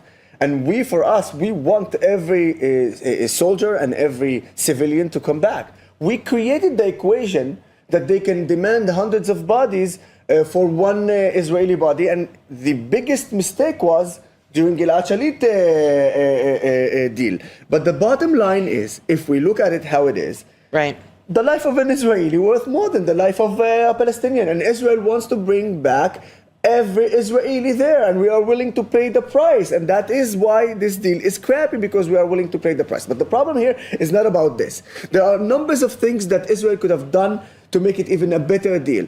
You know what? Even the simplest details in it. You see these circuses that they're doing? Yeah. I would have, in the beginning of the negotiation, I would tell them, listen, guys, you give us our hostages, we give you your hostages, you don't do this circus, you don't humiliate us. Those who understand the Middle East knows that everything has been done there is only a propaganda. One, to humiliate every Israeli citizen, to create a false narrative that they are actually winning to the Arab world, and mostly to show, and listen to this, this is very careful, this is very important. These footages are for the West, but not for the real West. These footages are for the extremists, immigrants, terror supporters who entered the West. And today you see the mass protesting in every place in the world, in the West. And you cannot do anything about them, because if you try to do something about it, they're extremists. They will use violence against you.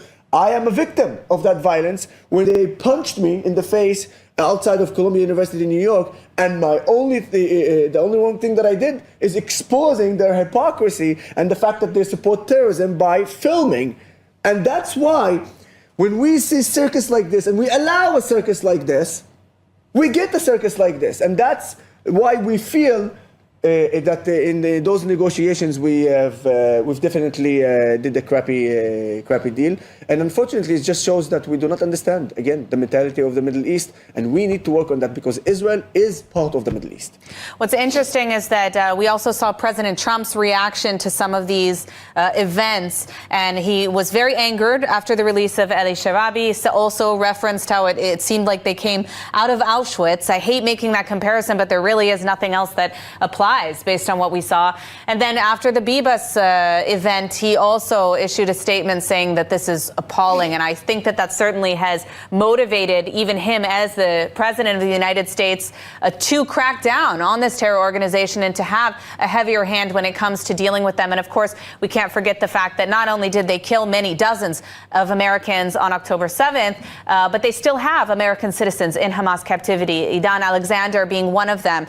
So this is a concern for many nations. And today, as we mentioned, the Austrian-Israeli national Tal Shoam and, nationalities from many other countries as well have been taken captive and held there, including some dual nationals and some not even Israeli citizens when it comes to the Thai hostages that have been held. And this is really par for the course for a lot of these terrorist organizations. It hasn't been reported very much, but the Houthis actually have taken dozens of hostages of international citizens. Just want to point out for our viewers, that is the footage that we received of Avera Mengistu's release. You can see him on stage. A lot of this was not aired live, but is now coming out as we get more information and more reports from the ground in Gaza.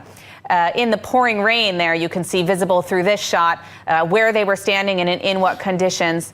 Visibly uncomfortable Avera Mengistu and, of course, Tal Shoam. Thankfully, they are now back in Israel, confirmed to be at Ra'im base, undergoing initial medical checks. I do want to note that we also have received an update that in Nuseirat now, we will see the transfer of 3 hostages, not 4 hostages.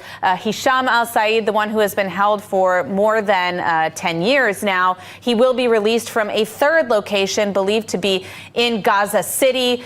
We are waiting to receive more information on his release, and we do not know yet what time that will take place. However, in the next few minutes, imminently, we can see already the Red Cross arriving to Nuseirat for the transfer of 3 Israeli hostages, all of whom were kidnapped from the Nova Festival on October 7th and have been held in inhumane conditions, certainly undergoing torture, according to what we know from the hostages who have already returned, some of whom have seen these hostages during their time in captivity. So the Red Cross has arrived. The crowd has at least tripled in size since the ending of the first release of Tal Shoam and Avera Mengistu, and continues to grow. So a massive turnout on the ground in the Palestinian society for these scenes on the ground in Gaza. Any minute now, we should be hearing about or seeing the arrival of those 3 hostages. And I'm sure that everyone is waiting on the edge of their seats to see what condition these poor hostages are in after more than 16 months in captivity. We spoke a little bit earlier in the broadcast about the price of this deal, and it's a theme that's come up repeatedly as we've been watching these events. Over 600 terrorists are being released today, as mentioned earlier. Yosef, I wanted to ask you about this. I mean, we're seeing people with dozens of life sentences being released. We saw one person who was already released, who was supposed to be deported to Egypt, on the ground in Gaza yesterday. What do you make of this high price? You know something? You see through Al Jazeera broadcast how they are proud of Hamas for managing to release dozens and dozens of terrorists who have multiple, I think you call it life sentence. So they have multiple life sentence for killing Israelis, for having blood of Israelis on their head. Abdel Nasser Isa, they mentioned some of the names. Abdel Nasser Isa, Saeed Diab, Salim Al-Qtawi, Amir Al-Tambur, Omar Jabir. All those names, they are names of terrorists who have blood on their hands. They praised Hamas during that broadcast. Yeah, they praised Hamas for able to actually bring them to freedom. Yes, and here's the sick thing that Westerns or anti-Israel extremists in the West do. They took these names and they literally compare it with our hostages. Yeah. Well, first of all, they called both of them prisoners. No, they're not prisoners here in Israel. They're terrorists. That's one. And no, they're not prisoners in Gaza. They're hostages who were kidnapped on the 7th of October. So that's one. So you cannot compare. That's one. Second, they're innocent people who the only sin that they did is then dancing and trying to have fun, while the other terrorists are trying to kill Israelis as much as possible. And the fact is that you see in Al Jazeera and you see in the Arab world praising Hamas for bringing their release, it just shows exactly how sick people they are. But mainly for journalists like Al Jazeera, it just shows us that this machine, propaganda machine of Hamas and the Arab world, funded by Qatar, which is a terrorist state by all means, it just shows you how much of an impact they have in the Arab world and why Israel took a good decision of stopping their broadcast here. But on the other hand, we are hearing some other things about Qatar and some of the relationship here within Israel. I really hope that we investigated all these things, because Qatar is a terrorist state. Al Jazeera is the official spokesman of Hamas, and they want to harm and hurt Israel. And we need to understand that, and we need to fight them, and we need to treat them like a terrorist organization, not a media outlet. They are not. They are a terrorist organization. All right. Well, I do want to note that according to the initial reports that we're seeing from the ground now, there is speculation, I should say, that part of the reason Hisham is not being released in this particular show is because he's not in the best physical condition. We do know, as has been reported several times during this broadcast, that he was not well. The last photos that we saw were from June 2022. So there is speculation that perhaps he is not physically able to take part in these, quite frankly, disgusting theatrics of this terrorist organization. And the Red Cross. And the Red Cross, of course. We do see the Red Cross vehicles moving now in Nuseirat. We have not yet received confirmation that the hostages, or the 3 hostages set to be released in Nuseirat, have arrived, but they should be at any second now. Look at that, Emily. The Uber driver came. That's who they are, Red Cross. They're nothing but an Uber driver. They did nothing for our hostages since the 7th of October until today. They didn't get their medicine. They didn't get checked up by them. They failed of doing their job. They failed every Israeli. They failed the Bibas family. They failed the baby, Kfira, Nariel. They failed, and their only job is to be Uber drivers. No more than that. Shame on them. Shame on them. And you know what? America should stop funding this hideous organization. There have been calls this week, I think over $600 million per year is what just the United States actually contributes to the Red Cross. And here you see children in the audience cheering as the Red Cross makes its way to the pickup point for the hostages. In addition to that, of course, I have to point out again for our viewers, I mean, it's crazy that this is a normal scene. And yet this is a normal scene. I mean, you see hundreds of guns right next to the Red Cross. I mean, the visuals are quite alarming. It should alarm anyone. And unfortunately, it's par for the course for Hamas. I mean, we're talking about a really, really radicalized pro-terror society with now hundreds, if not thousands, of Hamas terrorists and additional thousands of civilians or so-called civilians on the ground there in Nuseirat, flanked on every side by weapons. I mean, what is your response to the scenes we're seeing now? I think it goes back to the beginning of the war. I think that you could be pro-Trump or anti-Trump, but I think it cannot define right from wrong. And I think this is something that the previous administration wasn't very good at, because since the beginning of the war, they tried to make an equation with the ammunition given to Israel and with the humanitarian aid. So from my point of view, as a Jewish person, as an Israeli, the only humanitarian problem at the beginning of the war was the fact that we have 250 hostages in Gaza. And instead of, making the equation, you don't get a truck until we get to the entire names of them. And, they are being released. You get nothing. Then we got these unbelievable pictures where you can see people are chanting and making all this show because we failed to get our hostages back at the beginning of the war by not giving them any support, what it was called a humanitarian support. And you can see the picture of these terrorists. They don't seem malnourished, they don't seem very thin. They've been very well fed. And this is part of what we and the Western society and the American administration gave them. These humanitarian trucks didn't go to the population, they went to Hamas. Well, this is a great point you bring up about the humanitarian aid. I mean, this has been one of the major topics of this war, the accusations made against Israel, claiming that Israel is not providing humanitarian aid or sufficient humanitarian aid based on their responsibilities. Vivian, what is your response to this? I mean, part of this, even the ceasefire deal, was Hamas demanding more humanitarian aid. And it's just an absurd distraction and deflection. There's been plenty of aid. There's studies. There's been plenty of food that's been in and going in throughout. Except apparently to the hostages. Except to the hostages, exactly. But I think that it's been very well documented, both visually and in terms, quantifiably, that there's been significant aid going in. The aid that's going in now is obscene.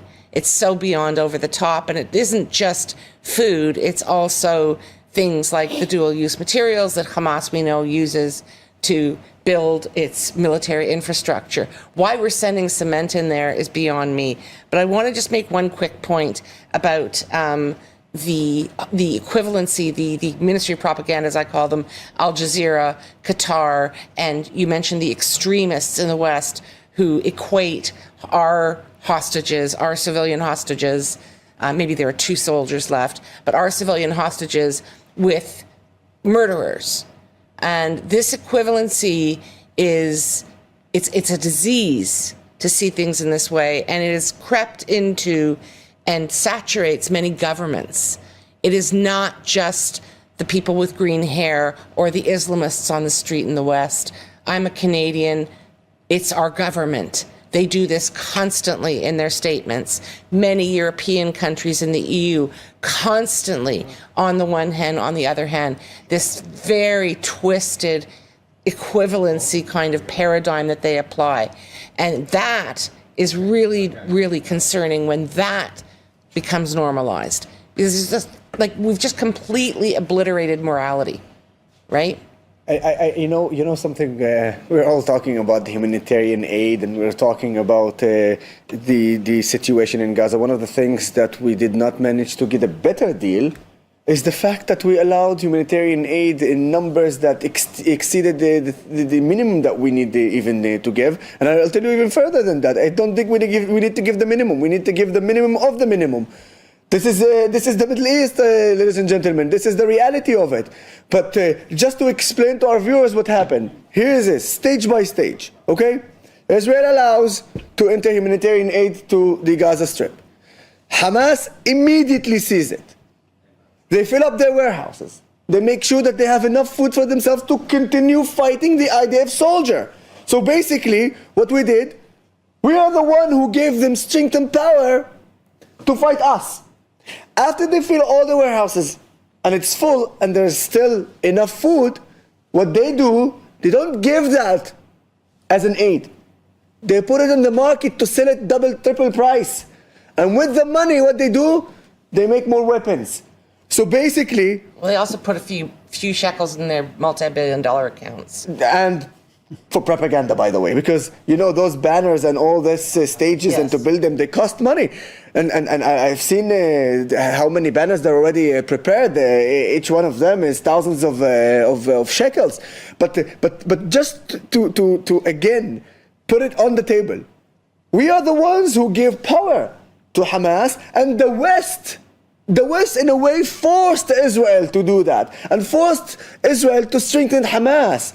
And the fact that we and this is my criticism towards my government, towards my country, yeah, politically. The fact that we did not have to stand firm against it, even when there's a pressure from the West, shows the fact that we have a weak government. And I understand, trust me, way before you start, but Youssef, you have political issues, you have way more than that when you come to talk to the West. I don't care.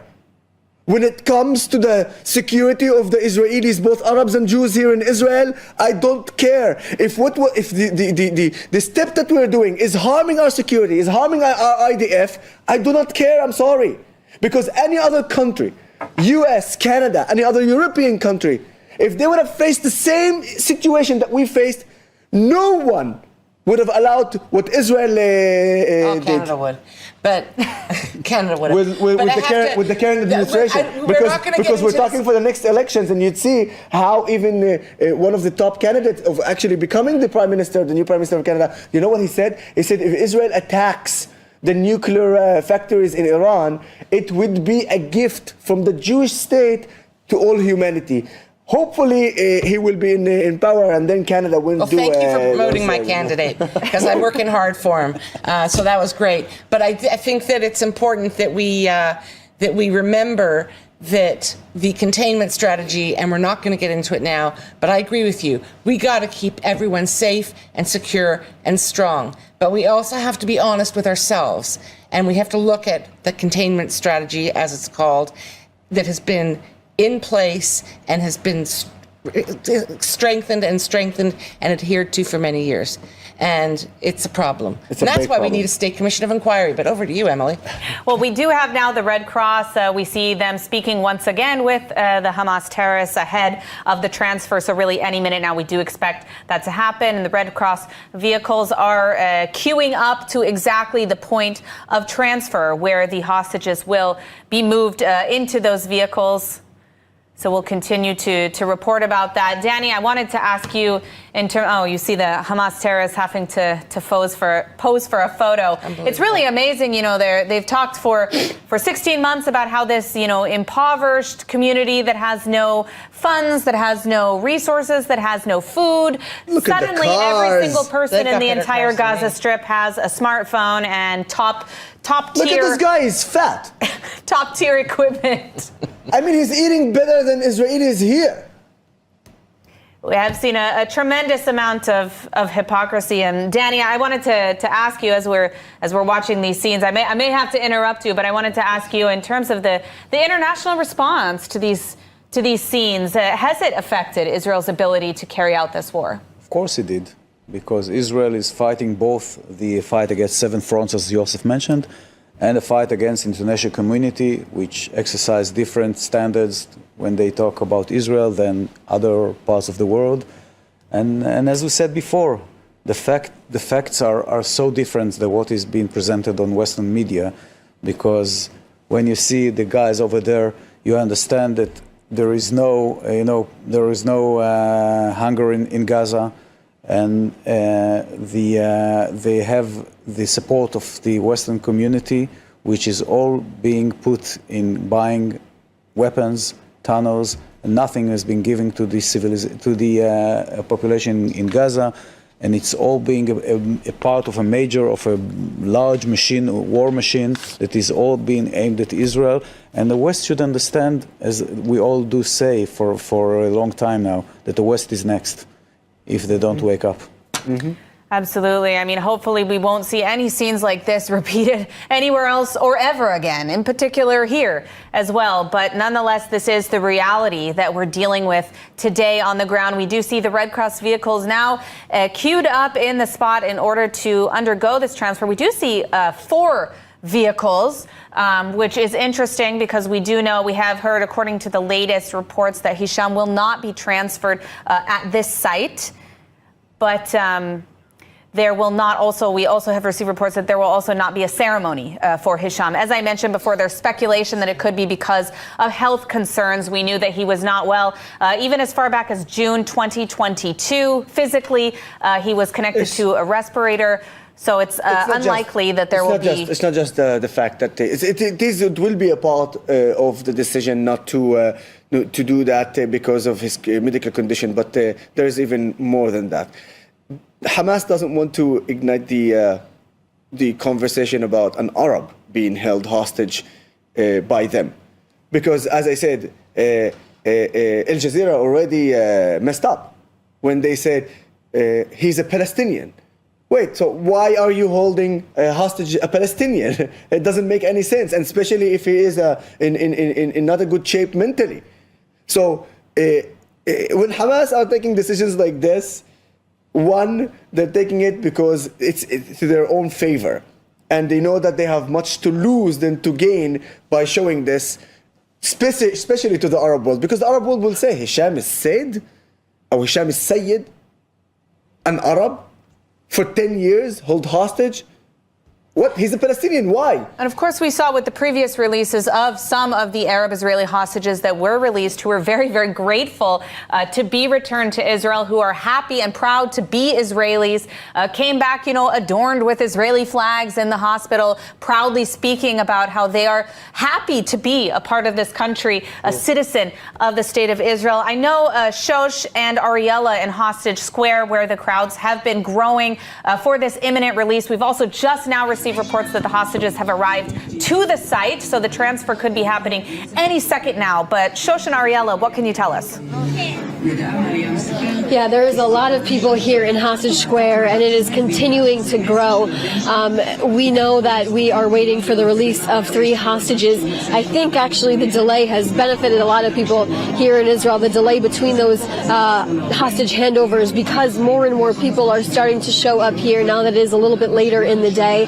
The rain has stopped. The sun has come out a little bit. Absolutely. It's funny, almost as soon as the first 2 hostages came on the stage, the rain did stop and the sun started shining, which definitely picked up the energy. And as Shosh said, it is packed now. When we first got here at 8:30 this morning, I mean, the crowd barely came 3 meters away from the stage, and now they're all the way from the stage right up onto our backs, as I'm sure you can see. So everyone is here waiting to see the next hostages come out, and please God, standing on their 2 feet. Yeah, and so we know that the 3 hostages that will be released right now were taken on October 7th. We learned, as Emily said, that Hisham al-Said will actually be released separately in Gaza City. He is a Bedouin man who's been held in Hamas captivity for more than a decade after he walked in on his own accord. His family says he struggles with mental illness. But the 3 that are being released that we are waiting for on the screen right now, you can see the Red Cross vehicles on site also waiting for these hostages to come through.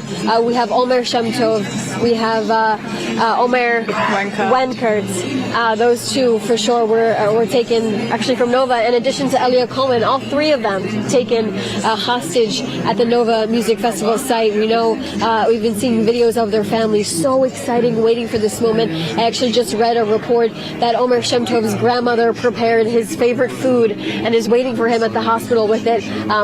He was held in captivity with Maya and Itai Regev, his two friends who were with him at the Nova Music Festival. They were released in 2023, but when they came out, they said that Omer missed his grandmother's cooking, specifically grape leaves, dolmas, and that's exactly what she made for him, which is waiting for him at the hospital. So you have these moments, these families are just so excited for these moments for them to have again. Well, at that moments that we're all excited to see, the moments that they reunite with their parents, which is first when they're taken to the military base near Neraim. They'll first reunite with their parents. We can't wait to see those videos, and then taken to hospitals where they'll meet the rest of their families, siblings, extended family members. So we're looking forward to that, and hopefully just in moments we'll see them. We see the Red Cross there just now, and hopefully very soon we'll see the three hostages coming to be handed over. Yeah, and Elia Cohen, like we reported before, apparently does not know his girlfriend, his longtime girlfriend Ziv, survived the Nova Music Festival massacre that day. So can you imagine what that embrace will be like?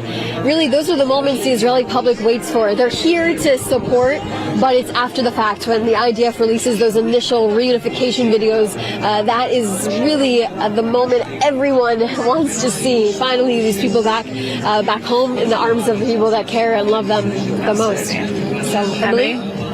All right, thank you for that update. You know, as we continue to get reports of what's happening on the ground, we will circle back to Shosh and Ariella in Hostage Square. As I mentioned, we are about to see the release of Elia Cohen, of Omer Weinkart, and Omer Shemtov, three Israelis who were kidnapped from the Nova Festival on October 7th and have been held captive by Hamas ever since in Gaza. We can see that the Red Cross has arrived to the scene and is awaiting the transfer. And according to the reports we're getting now, the hostages have also arrived at the scene, but we are awaiting any visuals of the team on the ground there. You know, one of the things we heard in regards to Hisham al-Said, who initially was supposed to be released in this show, is that he's not in a good physical condition.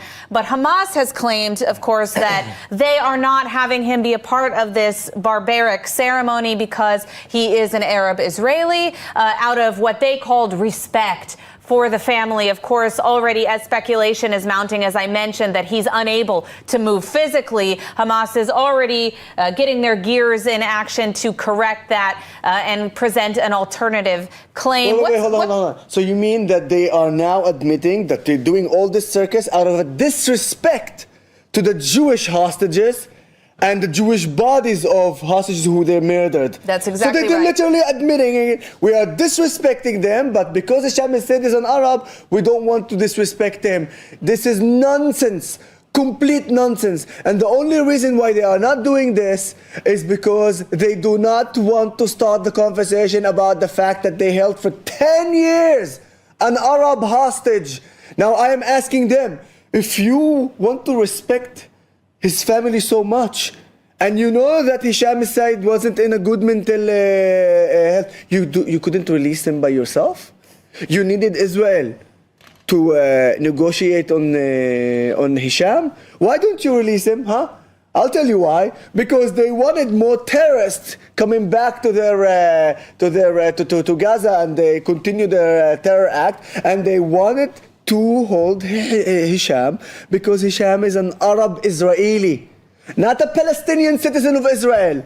Arab Israeli. And we need to say that definition because we have Jews and Arab citizens of Israel, and we are Israelis. And that's why Hamas is doing what they're doing, and I'm not surprised that they're lying. They are a bunch of liars, we know that. So this is the whole truth here. And if anybody wants to sugarcoat it in a different way, be my guest, but you'd be a liar and an idiot for believing that lie.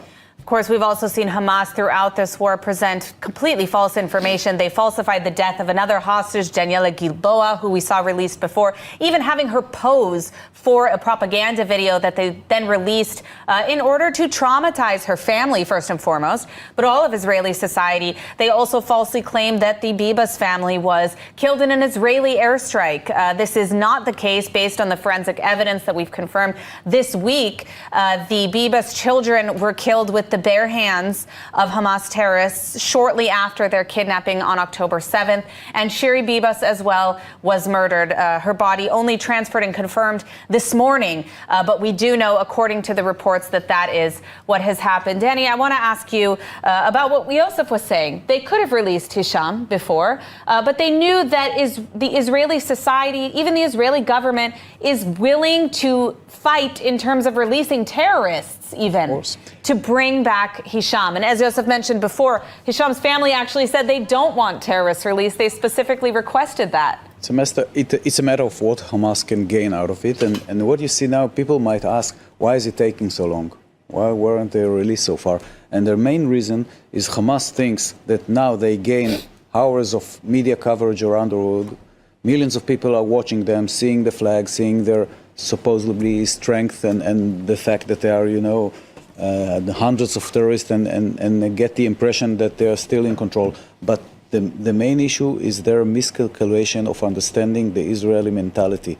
They think that this show and other shows and the October 7 massacre is going to break the Israeli spirit. And this is where they are wrong. It's only making us stronger, and eventually they should understand that they're going to lose. Vivian, what's your response to the scenes that we've seen so far? And of course, the fact that all of this scenario with Hisham, that they could have just released him before if they had any ounce of regard for his family. Yeah, they don't. I mean, I think that we're all in agreement on that. They did the same sort of thing with the Thai workers that they held hostage. They were taken on October 7th. They were in captivity, some of them until this recent kind of deal / exchange. Note that just as they're keeping Hisham off camera, they kept the Thais off camera. And they were returned, I believe, 5 Thai workers on the same day as Arbel Yehud and Gadi Moses. And that was a horrific spectacle, again, where those two were almost lynched. And the Thais were handed over very quietly off camera. Hamas does that because it doesn't align with their narrative. They just want it to be this epic struggle against the colonial settlers, Zio, all the things they call us. I'm not going to say the other things. And so if that's the case, well, then why are you holding these 5 Thais? Yeah. Yep. But if you allow me, I would like to join a little bit of what you said about Hamas and actually the Arab world not understanding the strength of the Israeli people when they are united. I mean, one of the things that, among the other reasons that brought the 7th of October is the fact of Israel wasn't united prior to the 7th of October, and there was a lot of gaps between sectors and groups here in Israel, and even the call to refuse to serve in the IDF. But then something happened. And we know that the Israeli people know how to unite when there is terrible events occurring in our country. And on the 8th of October, we know that Israelis here, when there's a war, you are obligated to serve in the reserve on duty, and so you get called for it. And on the 8th of October, not 90% of the reserve on duty soldiers arrived. Not even 100%, which is unbelievable because it means everybody who got called came. It was 130%. 130% enlistment to the reserves on duty just on the following day. And when I say 130%, it is Jews and Arabs. It is secular and religion. It is people who have left political opinions and right political opinions. All of them came and they were ready to fight and to save our country. And this is exactly why I say, when the Israeli population, when the Israeli society is united, not even a single terrorist organization or enemy country can beat us. And we've proven that. And that's why my message here, we must continue and be united, because we still have a lot of missions. We need to bring back all the hostages as soon as possible. And we want them all. I don't want to see any more stages. I want all the hostages to come back now. You and Trump. And it's time for our government to work on that.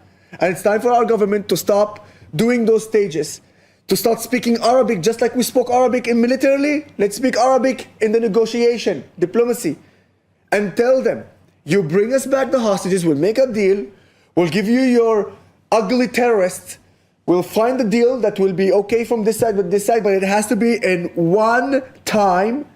And no, stopping the war and making promises that Hamas will stay in Gaza, it shouldn't be part of the deal. You want your terrorists, you will get them. We want our hostages. But after that, we need to finish the job. Hamas cannot control Gaza. And you know, those who are in the West who are saying, oh, what are you doing? Well, you're fighting for and you're anti-Israel, yeah? And you're fighting for the Palestinians. What are you, stupid? If you're fighting for the Palestinians, then release them from Hamas, release them from the terrorist organization. You're an anti-Semite. You hate Israel. Okay. But if you love the Palestinians, you have to understand that if they maintain to be under the authority of a terrorist organization like Hamas, you're not actually helping the Palestinians. So wake up.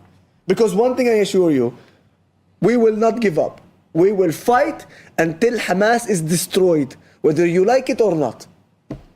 All right, well, we do want to turn to Ariella and Shosh in Hostage Square to hear a little bit more about the Red Cross, the attitudes towards the Red Cross, and what a lot of the Israelis have been saying, thinking, feeling in regards to the role of this, what is supposed to be a humanitarian organization that's been so difficult for the hostages during this time period. What can you tell us?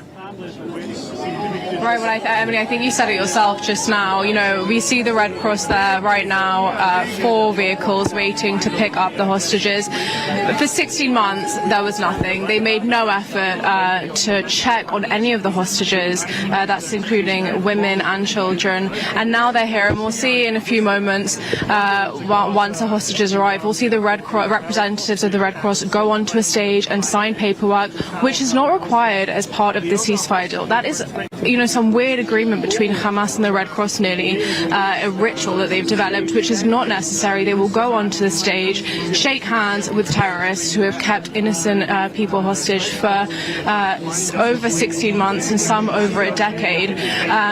So, you know, as you said, a so-called humanitarian organization who have done absolutely nothing for humanity, and it's extremely ironic to see them here now. But they are working as the middleman in transferring the hostages from Hamas back to the IDF. So we'll see that shortly. I think the concern over the Red Cross here in Israel grew significantly ever since the ceremony that took place on Thursday, where there were 4 coffins on stage, really a new level of evil, insidious actions by Hamas, putting 4 coffins. 2 of those were children, 4-year-old Ariel Bibas, 10-month-old at the time when he was killed, Kfir Bibas, Oded Lifshitz, and a random body of a Gazan woman was placed in a coffin as if it was Shiri Bibas's body. I think the problem with the Red Cross grew even more at new levels because they went onto that stage and also signed unnecessary paperwork that is not required under the ceasefire agreement deal. And the day before that, the Red Cross actually released a statement saying that there should be privacy and there should be dignity and respect for the handing over of bodies, and anything else would be unacceptable. Yet the next day, the Red Cross managed to be on that stage signing documents. So there has been a huge, enormous distrust when it comes to the Red Cross, when it comes to the Israeli public, especially because a lot of these hostages have suffered without any medical treatment, any medication or anything like that. And there's just been, unfortunately, unfortunately, there's been this growing satirical joke that their services have really only been used to transport hostages to and from Gaza to Israel. So it's been a very complicated situation when it comes to the Red Cross here in the state of Israel. But as you see on your screen, there are 4 Red Cross vehicles waiting for this next handover to take place. We mentioned that the 3 hostages set to be handed over at this site are 3 hostages taken from the Nova Music Festival who survived that day and have now survived more than 500 days in Hamas captivity. It's unknown what some of their conditions are. We had a proof of life from Elia Cohen recently by one of the recently released hostages, which is good news. Like we said, he doesn't know that his girlfriend, fiancé Ziv survived. That will be an emotional reunion. We also don't really know what the holdup is right now. We've been staring at the same images on the screen for about 45 minutes, I would say, right now. It's been over 2 hours, definitely, since the last 2 were released. So everyone here in the square is holding their breath to see some progress, some development. We, ourselves are waiting to see something happen. We don't know what the holdup is. 3 hostages are set to arrive here shortly. However, that has been the case for over 2 hours, as I said now. So hopefully we see something happen in the next few moments. And it's really quiet here in Hostage Square because people are waiting for that moment, the moment those doors open and these hostages are seen for the first time. Of course, there's excitement when that happens, but everybody just wants to take it in, look, see how these hostages are after so long since they were taken. So we're all waiting for those moments. Emily? Thank you for that update. As mentioned, we do not know, we don't have a formalized update in terms of what is taking so long in terms of these vehicles. We do know the Red Cross has arrived. They are on site. We have received reports that the hostages have arrived to the site, although we have not had visuals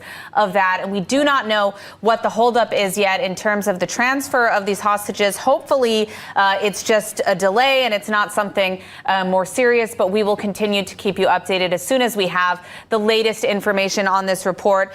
I wanted to cut to our panel about something related to what Shosh mentioned, which is that there's been a lot of criticism of the theatrics of these events, of these hostage release shows, which seem to have been specifically geared towards the Israeli and more specifically even Israeli Jewish community as a core component of what they're presenting in this in these displays of what they perceive to be strength. And a lot of people are asking themselves at this point, why wasn't this negotiated as part of the deal? Why wasn't it said this needs to happen in a more respectful manner, in private, without the presence of 3,000 cameras from every single person in Gaza? What is your take on this, Danny? I mean, is that something that Israel should have demanded from the beginning? We didn't see scenes like this with the release of Gilad Shalit, for example. This is a new phenomenon.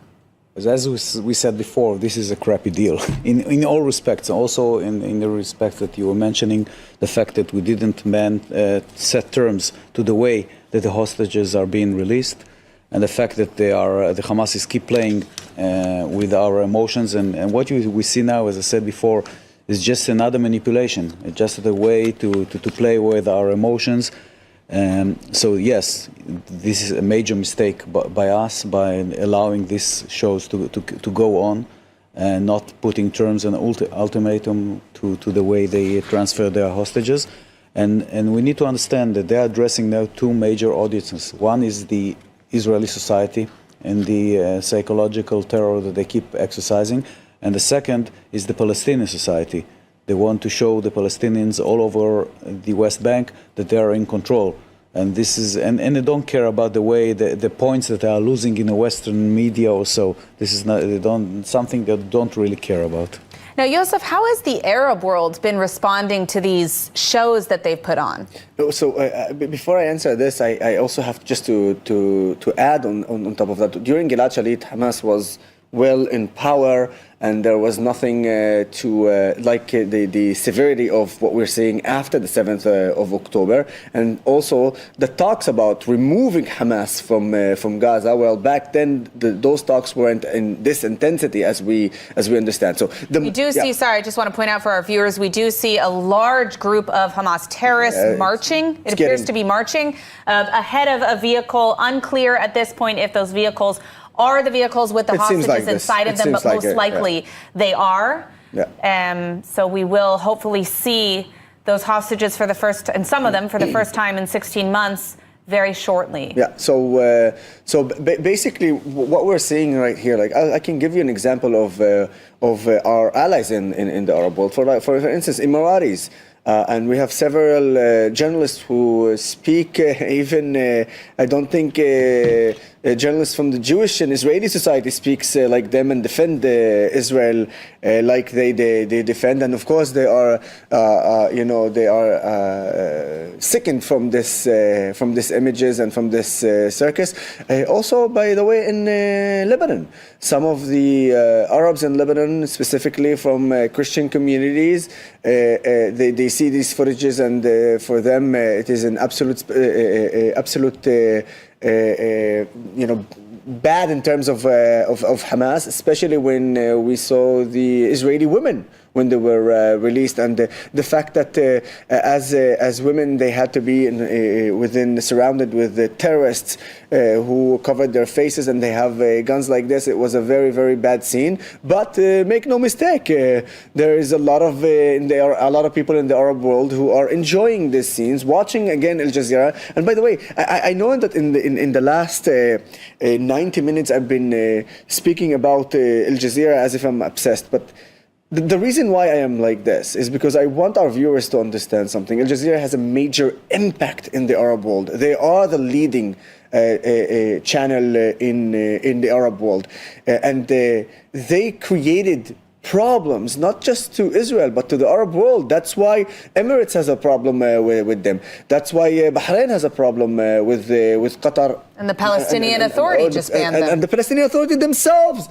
just banned them as well, because they do have a massive power. Sorry to interrupt you. I just want to point out that we do see the procession, the actual ceremony of Look sorts. at these cowards. Look at them.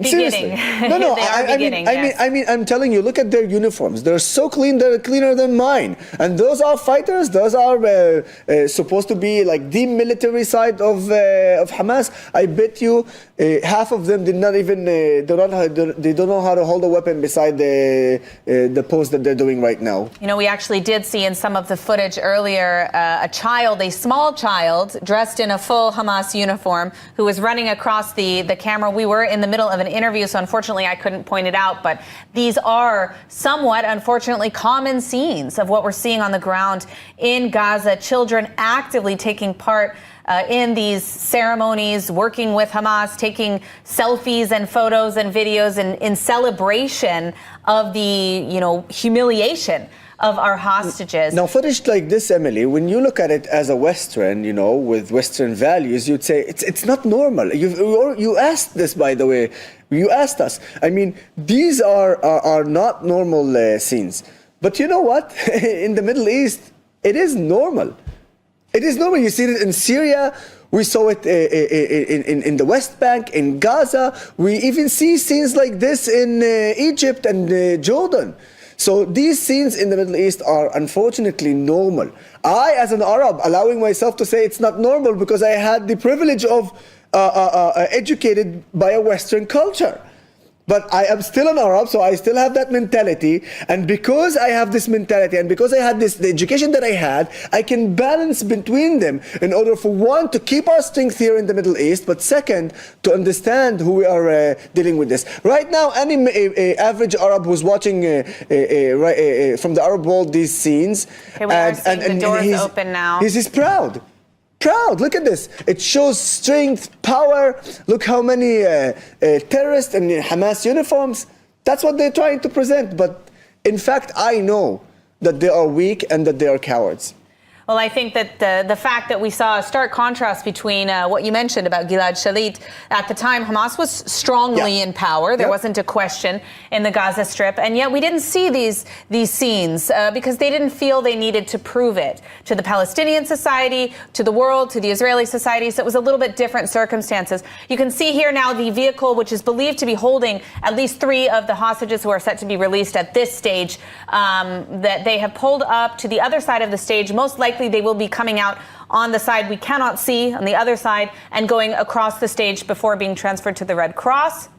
But we will obviously see in a few minutes what's going on. The crowds that have amassed in the Gaza Strip are in the thousands, if not more, if not tens of thousands. A lot of people there on the ground to watch this, spectacle. We see armed Hamas terrorists in every direction, and of course, a adoring crowd supporting them as well. It's just really a tragedy that after 16 months in captivity, that this is the scene that our hostages are being released to. I don't think anyone should have to go through this. I think probably I'm with most of the state of Israel in saying that I have a sick feeling in my stomach every time, I'm asked to do a broadcast like this, because it's incredibly upsetting to see the barbarity and the savagery of what we're seeing on the ground. Vivian, I wanted to ask you, you're a former ambassador for Canada to Israel.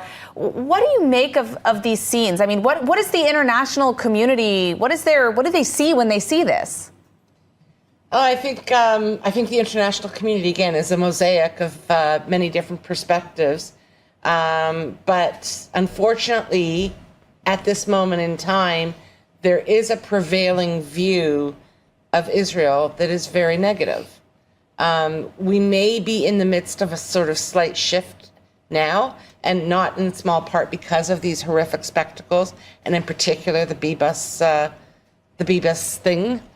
But I think people see, I was just looking on my Twitter feed and reading comments from various leaders and policy influencers, and some of them are commenting that Israel is just amplifying this in order to, create sympathy for their nefarious national genocidal goals. So there are a lot of narratives, competing narratives out there, right?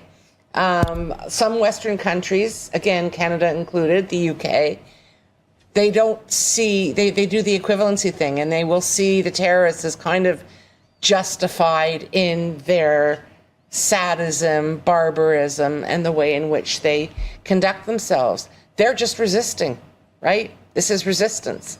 There are a lot of countries that don't see it that way, but we're fighting. I mean, we've talked about it throughout the last couple of hours. I mean, this is an epic war of values and systems and civilizations. We do see the crowd here. Right here. We do see the crowd here cheering the Hamas terrorists before them. Everybody with their cameras out, watching this circus of our hostages who have been held for 16 months, hopefully about to be transferred. We have not yet received or seen any visuals of the hostages, but they are purportedly in, those white vehicles right there. We see also in every direction on the stage that there are Hamas terrorists standing in formation, trying to present themselves as a legitimate authority over the Gaza Strip, despite what they've Look at them filming. Look at them with the phones. Look at them. You got to ask the car on the car that's closer to us, that white vehicle. It's unusual. They usually have them in big SUVs, and I know they've done this in the past. And I'm just asking, questioning out loud.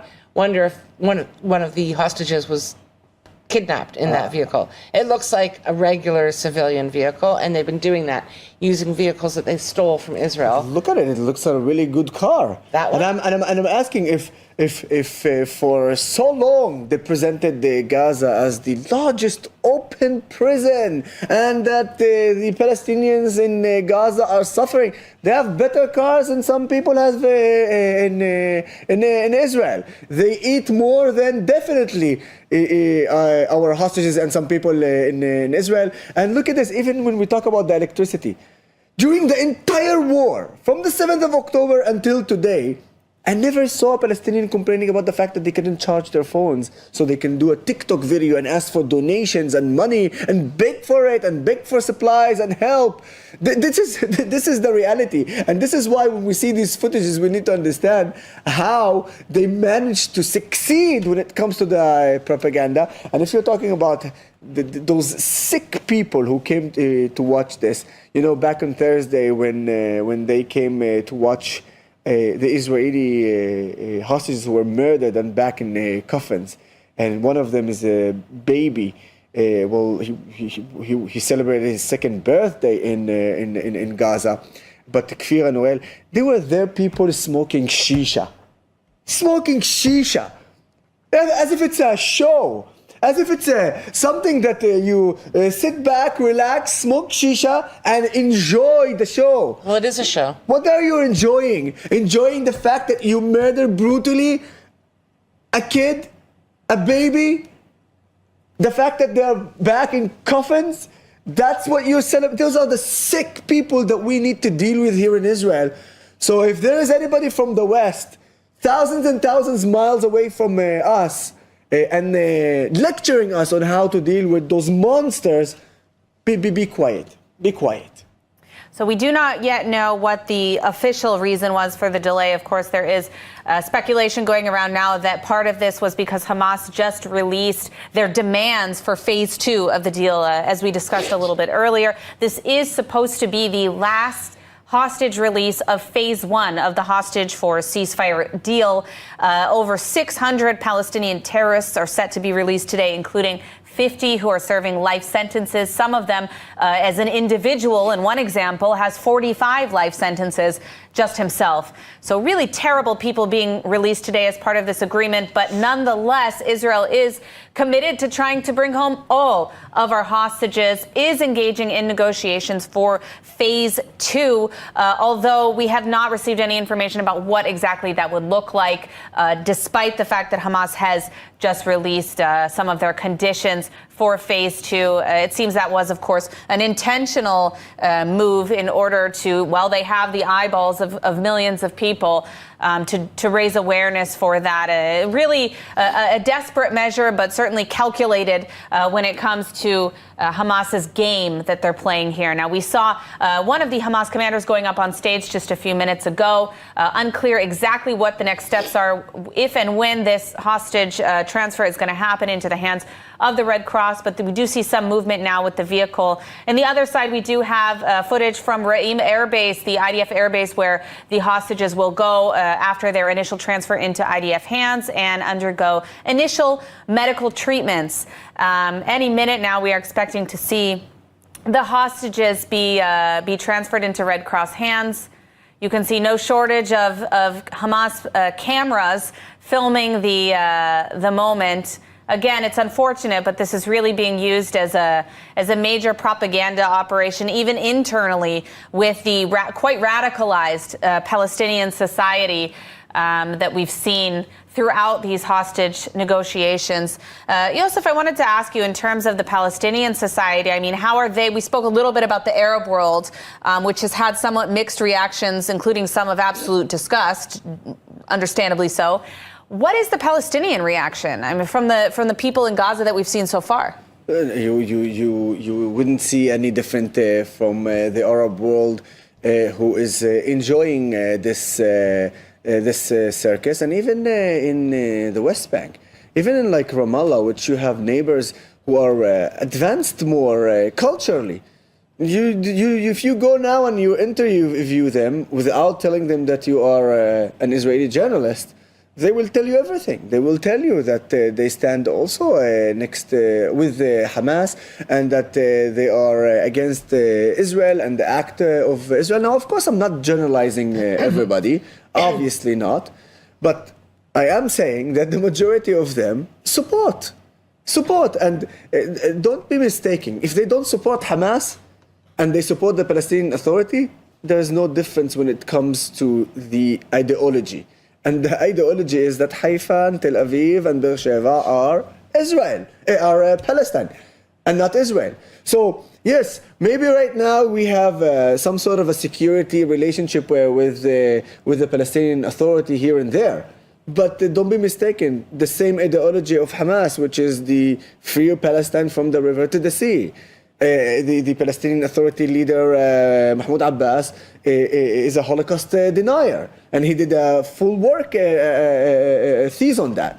So there's not much difference between the people who are living in Gaza and the people who are living in the West Bank, because the education is the same. And you know what? Further than that, I'll tell you, the education is the same in East Jerusalem, and East Jerusalem is part of Israel. And there's another criticism towards my government, because we are actually the one who are splitting Jerusalem, and we shouldn't. Jerusalem is part of Israel, point, East and West. And the fact is that we are allowing a Palestinian education in the schools of East Jerusalem is a huge problem. You know, one of the volunteers that I have in my organization, he's from East Jerusalem. And he told me, I started following your work about 5 years ago, and that's why I changed a lot of the opinions that I had about in Israel. And he eventually, by the way, volunteered and served in the national service just recently. And he told me, Yusuf, I was in a school where my teacher was an ex-terrorist, ex-terrorist. A terrorist is always a terrorist, but, you know, he was released. And he told me about how they're learning math equations. Math equations is you have 11 stones and 10 IDF soldiers.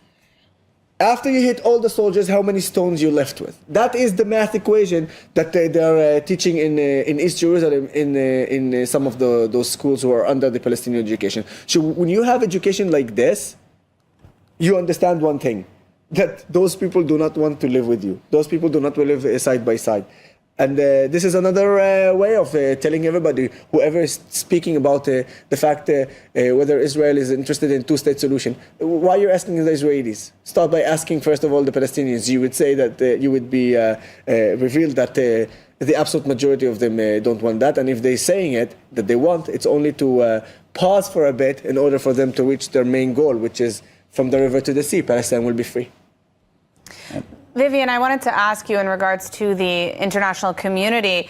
I mean, Yosef spoke a lot about how the Palestinian society, the education system is so steeped in anti-Semitism and pro-terror rhetoric.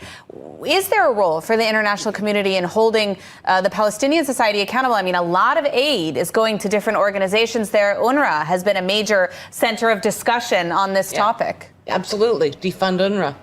Just get rid of UNRWA. That is the biggest part. There are many parts of the problem, but UNRWA is a colossal organization, huge budget, and it supports the curriculum. It supports the schools.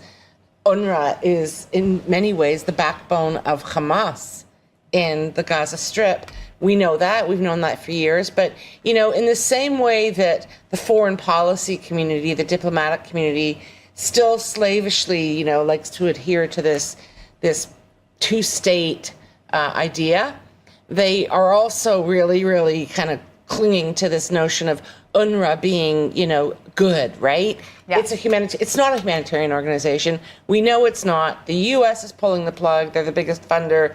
Netherlands, Switzerland, Sweden pulled their funding recently. So hopefully the whole myth will be blown up, but two-state, you know, in 2014, when I was appointed, two-state was already, behind closed doors, diplomats were saying, it's not going to happen. It's over. But it's taken until now for people to say it out loud. We do see now the Red Cross, some movement. It looks like they're sending the Red Cross representative to, again, sign those documents that are not necessary, as we mentioned earlier on the broadcast, but take part in some regard on stage for this ceremony. We see them going up. So what's going to happen now is the Red Cross representative is going to sign some documents on the stage next to Hamas terrorists. And after that, we will see the hostages transferred from the Red Cross, from the vehicles of Hamas into the Red Cross vehicles. So that is where we're at now. After that, as mentioned, the hostages will be transferred to Re'im. And I also want to note a few moments ago, we did air the footage of Avera Mengistu being transported to the hospital with family from Re'im base. That was the helicopter, if you were with us a few moments ago. We see now in Nuseirat the ceremony of the Red Cross prepared to sign the documents for the transfer of 3 more of our Israeli hostages. We have not yet received any additional update in regards to the 4th, Hisham al-Sayed, in regards to what time or in what circumstances he will be released. But we have been told that there will not be a ceremony for this. Most likely the reason for this is that he is not in a great physical condition. Of course, however, we do know that Hamas is claiming out of some sort of respect, as they claim, for the family of Hisham al-Sayed. So that is the current status quo. I want to ask you, as we're watching these initial images come in, Danny, in regards to what we're speaking about, accountability on the Palestinian side, there may be a role for the international community, as Vivian mentioned. Of course, we need to talk on the Palestinian side about what they're doing in terms of education. Can Israel help? What can Israel do? First of all, to change the narrative according to which we are acting. I think Vivian mentioned the myth of the Palestinians, that they are keeping the idea of the narrative of being refugees forever. This is the UNRWA, just one part of the way the international community deals with Palestinians refugees, because there is a different charter for Palestinian refugees and the other refugees around the world. And this is something to make this issue exist forever. And Israel start to speak or to tell the world its own narrative, which is different. We should stop using the terminology of the Palestinians, such as refugees, such as the right to return to Israel, such as the Nakba and so on. This is our story, and you mentioned what we should do. We start speak, or we should change the narrative and stop living according to the terms of the terms that the Palestinians are using, and of course demand the international community to stop any funding which goes directly to terror organizations. Absolutely, and unfortunately also humanitarian aid, as we were talking about earlier in this broadcast. Well, we see now that the Red Cross is on stage. Look at this, part of the circus. Look at this, is unbelievable. You're signing what? Huh? You're signing what? The fact also that there was an incident about a week ago with the Red Cross in Israel, when the Red Cross came to the Israeli side and said, "Stop filming the terrorists that they are getting out," and they want the Israeli side to get out and move away. And I'm like, just thinking about this hypocrisy, and I'm like, if I was there, if I was one of the Israelis who were there, and then the Red Cross comes and says, "Oh, don't be there." And I'm seeing those scenes that the Red Cross is literally taking part of the circus. And what do you think? Do you think that these two guys are not friends? They're friends. The Red Cross and the terrorists you're seeing there, they are absolutely friends. They speak and they talk and probably even drink coffee together. How about that? The Red Cross is part of those people. This unit of the Red Cross is part of Hamas. Part of Hamas. And there is the blonde lady, also from the Red Cross. There's a huge article about her, and that she tweeted many times against Israel, and talking about the crimes that Israel is doing in Gaza. And then she participated in this circus and this crime. Not this one, the curly blonde one. She's been involved in all of the hostage releases. Is she Palestinian? Do you know? I don't care. Same. When it comes to the Red Cross in Gaza, no. But the thing is that it's sickening me to see this. And look how they are like. She's like intense. Look at this. Look at it and making sure the details. And I don't know what they're doing. What are you doing? Just bring us our hostage back. What do we care about this circus that you're doing? That you're showing to the world that what? Look at this signing. This is absolutely nonsense. Nonsense. It's important to know that none of these documents need to be signed, of course, not in any sort of ceremony. Well, this is all things that could... Maybe according to Hamas law. Yeah. And you know that UNRWA is, the thing with UNRWA has been going on forever. Because I remember, from a personal point of view, I was a company commander in Jabalia. In the first Intifada, it was like 88 or 89. We stopped a truck, an UNRWA truck, supposed to be used to move supplies and so on. It moved 30 Hamas activists from one point to another. This is what UNRWA was pulling off 40 years ago. And this is the way it's been going on ever since. It's really, in a way, it's remarkable that they've been able to get away with so much when it's so blatant and so obvious. So we do see now the Red Cross exiting the stage after the unnecessary documents have been signed. And now we see, I believe that's one of the hostages. Looks like it. Who is being taken out of the vehicle. Look at this. He's also barely seems walking. Extremely He's barely weak. walking. Look at this. being escorted by Hamas terrorists onto the stage. And again, we see this fake military uniform. Just as a reminder for our audience, all 3 hostages here were kidnapped from the Nova Festival. These are civilians. They are not military. And Look at this. Look at this how they're pulling him. Yeah. Look at this. This guy's pulling into this side. This guy is pulling into that side. And now I can tell you he's telling him smile. Yeah. And a bit he will tell him to wave. And we saw earlier today in the first release that he was asked to, the hostage was asked to speak. Now he's being asked to open some kind of certificate.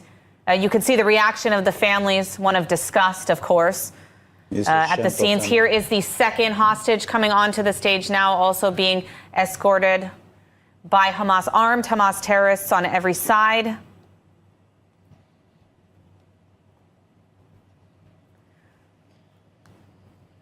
And I believe the first one was Elia Cohen.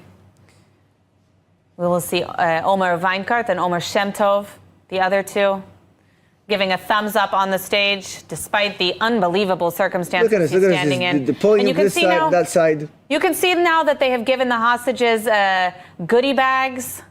Again, this is something that we saw in previous hostage releases. They put a map of Gaza, photographs from their time in captivity. I mean, just unbelievably cynical, sickening behavior from this terrorist organization, getting every last opportunity they have to manipulate them. And of course, now we see on the other side the reactions of family celebrating, cheering, clapping. Third hostage now being taken onto the stage with tears of joy, relief from the families on the Israeli side. All 3 of them looking not seriously injured, but also very, very frail, very thin. Watch this. When they're walking, you can see their face, how they are suffering, yeah? And look at this. Now they're telling him to wave. But when they are on the stage and they open that certificate that they got, they are forcing them to smile. They're telling them to smile. And you watch, once they say smile, they smile. But the second they don't say smile, their face is back to be in a very bad shape. And this is the most sickening thing, because everyone here in the panel and the viewers who are watching this right now understand exactly what is going on. But in some of the people in the Arab world, now they're being told to say something, probably. Yeah, and they're gonna say, I'll tell you what they're gonna say. They're gonna say that this is the only way to release the hostages because Hamas is scared of a war again. And so everyone who is going on the stage, they start telling, look at this. We see also all 3 of these hostages, civilian hostages kidnapped from the Nova Music Festival, all in these fake military uniforms. This is sickening. They literally forced him to kiss his forehead. This is absolutely sickening. What a disgusting monsters Hamas are. Disgusting. They made others, even 53-year-old Ofer Calderon, they dressed him up. They decided that he was an IDF kind of careerist. But we know that they consider all civilians in Israel to be military. But in this even Sherry Bibas. They released, whom they kidnapped with her infant baby. Because she did her service. She did military service. But they said from the outset, they don't care if they were or were not in the army. There's no civilians, anyone under the age of 50, any male. Vivian, here's our win. Here's our win. Because we're looking at this and we're saying to them, we're saying to Hamas, we don't care about your circus. Yeah. We don't care about the fact that you are forcing them to smile and forcing them to give you a thumbs up, and you're forcing them to wave. We're happy that these hostages survived an evil, monstrous organization for so many days, and they're coming back home. And this is us. Sanctify life, not death and not terrorism. This image, what we're seeing right now on TV, is the best image to show who are actually the winning side. And it's us, not them. After 16 months, I mean, these families haven't haven't seen, haven't heard from in most of these cases. Some of them have been in hostage videos or have received a sign of life from the hostages who just recently returned. But the resilience of these families cannot be understated. I mean, it's truly something that has lifted up the entire nation in some of our darkest days, including on Thursday when we received the news about the Bibas family. You hear the child chanting Omer now. Yalla, Omer, time to go home. Yeah. There's certain You see, throughout this time, just this time we've been discussing that they've held them on stage, taking photos. It's disturbing scenes. Yeah, we just disturbing need to scenes. wait to the moment these filthy monsters will take their hands out of our hostages and hope to see them back in Israeli hands. And you should realize that the fact, they handpicked the terrorists that will be on the stage. They took the one who are the tallest and look. That's right. The fittest, and they want to show, to humiliate the hostages by this and show that they are strong and superior to them. And it's not an occasion. It's not just an incident that all of them are very tall on the stage, and so it's all part of the show of the circus. And you know what's so crazy? All those tall, strong men.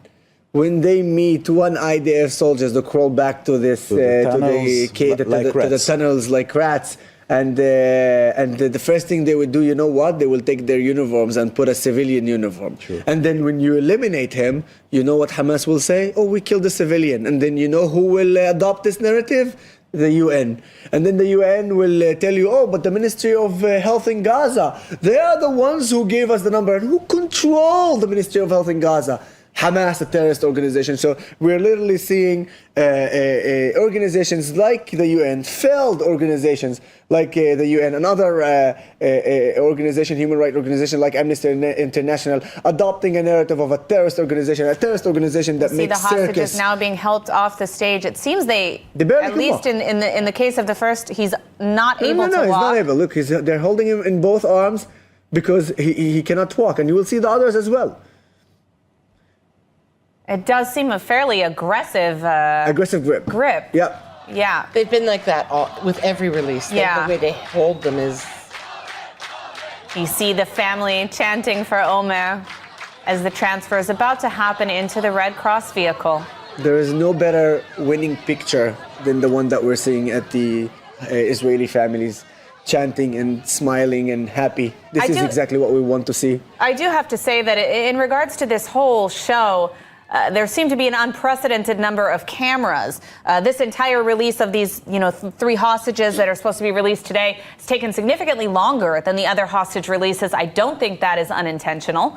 And we see now, even off the stage, more theatrics. Did you see him? Did you see him telling him wave? Yeah.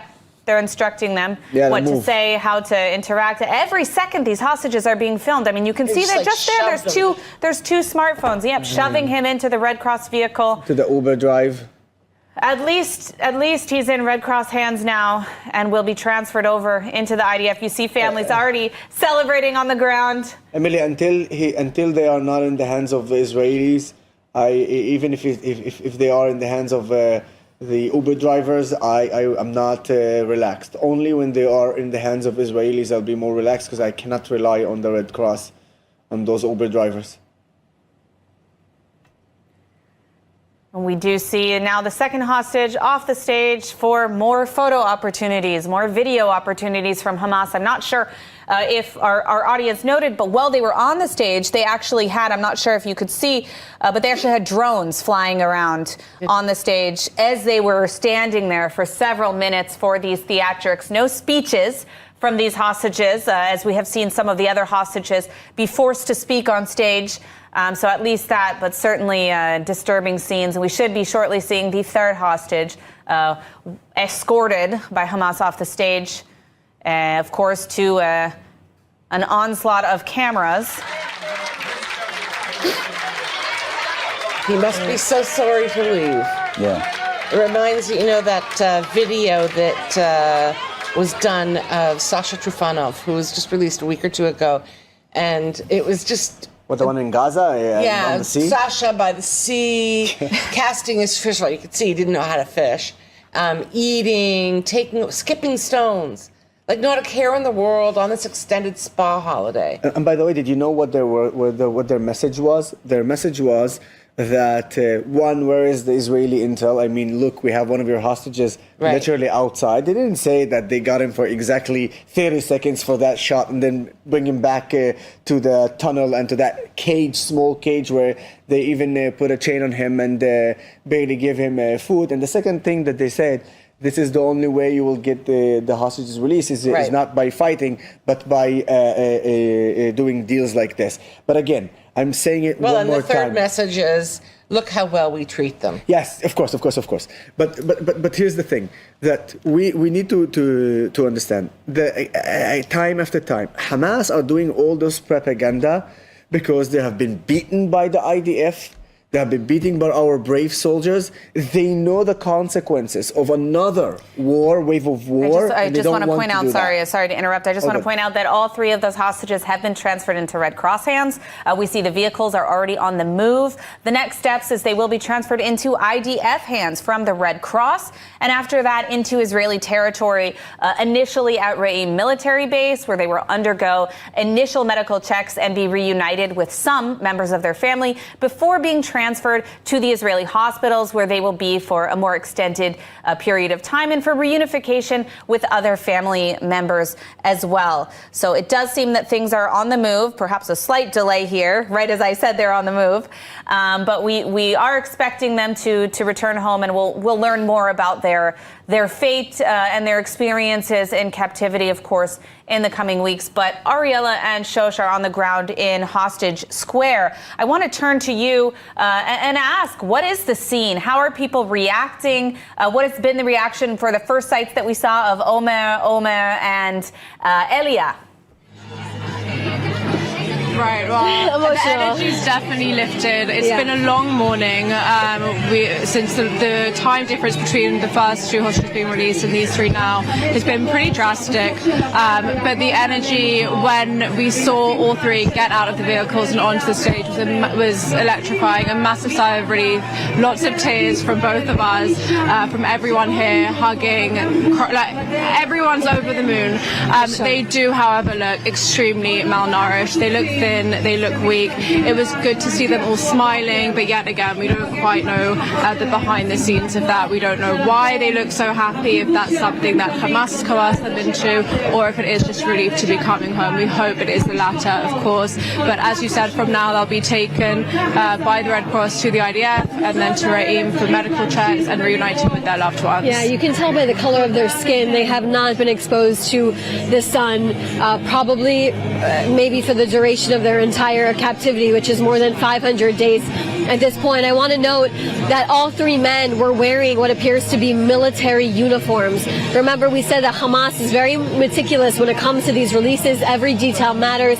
These three men are civilians. They were kidnapped from the Nova Music Festival, yet Hamas made them wear military uniforms of some sort.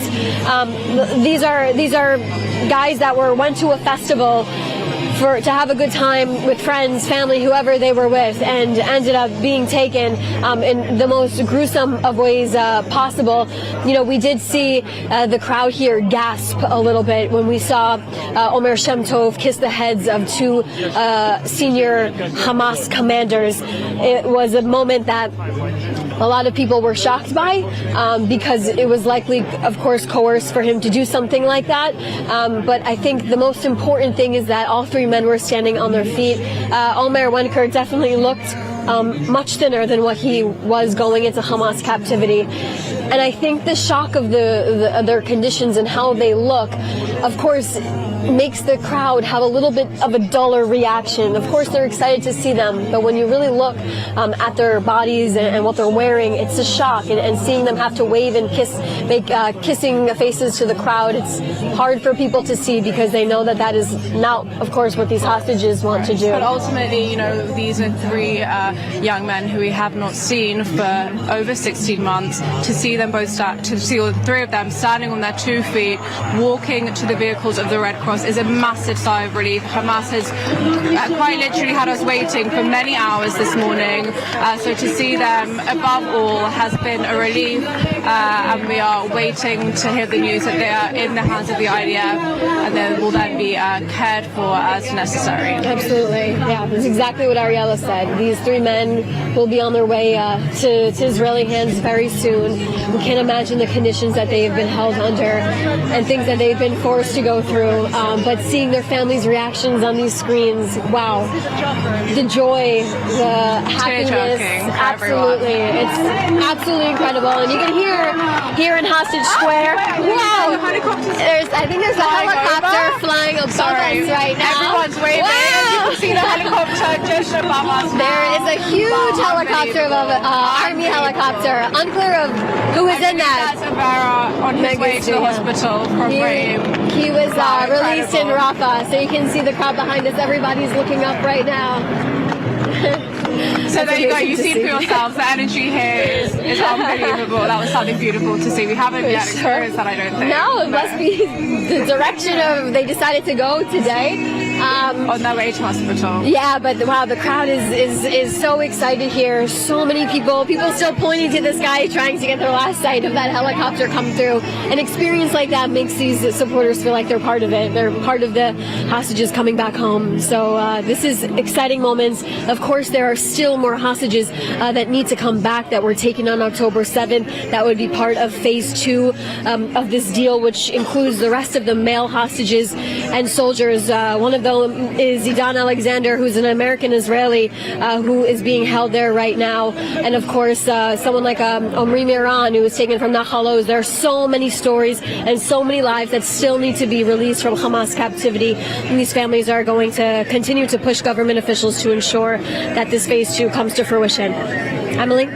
All right, Ariella and Shosh, exciting moments in Israel. It was great to see that live on air as the helicopters either transporting Avera Mengistu or Tal Shoam to the hospital from Re'im military base. And we're waiting to receive the final updates that the other 3 hostages have been transferred into IDF hands, which should happen at any moment now. But I do want to give our panel who has joined us throughout this live broadcast a chance to sum up some of what we've seen today with these crazy events that shouldn't be normal and yet somehow are.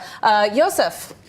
You know, I want to show you a bit of about the stupidity of those people, monsters who come and join part of the circus, be part of the circus that Hamas created. This is in Rafah, and these are Palestinians from Gaza on a day where there's rain. The weather is not good, yeah? It's cold, it's rainy, and they are on an electricity pole. Not only jeopardizing themselves, and in that case, I don't have a problem if there's problems happening in terms of electricity there, go ahead. But this is the reality. This is how stupid they are. Now, I'm not sure that we would be able to show the next footage that I want to speak about, so I will try to show it here. The Arab world is already talking about the kiss. So you understand how fast it is. And Hamas deliberately did that and asked, obviously, Omer to kiss the foreheads of the terrorists from Hamas, because they want this narrative as if, yeah, they are treating our hostages to the fact that they love Hamas, love their captive, love the terrorist organization that actually their mission is to kill Israelis, to destroy Israel. And the fact that we know the reality, but the fact that it's still working in the Arab world shows you how much of idiots we have in our The footage world. now. Yeah. So there's the drone I was mentioning. So yeah, this is the drones, and and again, the only people who are falling for this is the stupid people. So if you think that a hostage that has been held over 500 days in conditions with no food, molesting them, forcing them to learn about Islam. That's at least Chaining them. I mean, some of these hostages have been chained for months. Chained. And then seeing them being released, kissing them, and you think, oh wow, Hamas is treating the hostages very well. So here's the thing, and it is my final words to every you have idiot. live footage now of the hospital where the helicopter has landed. I know we also have some footage of Avera Mengistu being reunited with his family. Must be unbelievable. This is unbelievable. After 10 years. Wow. What a scene. Look at this. What a scene. Wait, you see shaking hands. You can see literally that he is not in good health, both physically and mentally. And this is the cruelty of Hamas holding. Look at this. Look at that. Yeah, he doesn't know how Oh to act. my God. Oh my God. Still tears of joy from the family who have worked so hard for so long, even prior I'm so to happy for October them. 7th, I'm so happy for to them. bring them home. You know what? I wanted to address the idiots who believe the propaganda of Hamas, but you know what? They don't deserve it in the moments like this. In moments like this, we should be focusing on ourselves. Tears of joy from the families with returning hostages. Just unbelievable scenes. Amazing. And I know them personally, by the way. They're amazing people. Amazing people. They're fighters. Vivian, I want to ask you your reflections on what we've seen today as a final word. I'd just like to see this be repeated. What is it? 60 more times now? I need to. However many hostages remain in Gaza, I just want them all back. I think that it's everything we've been talking about for the last few hours. It's disgusting.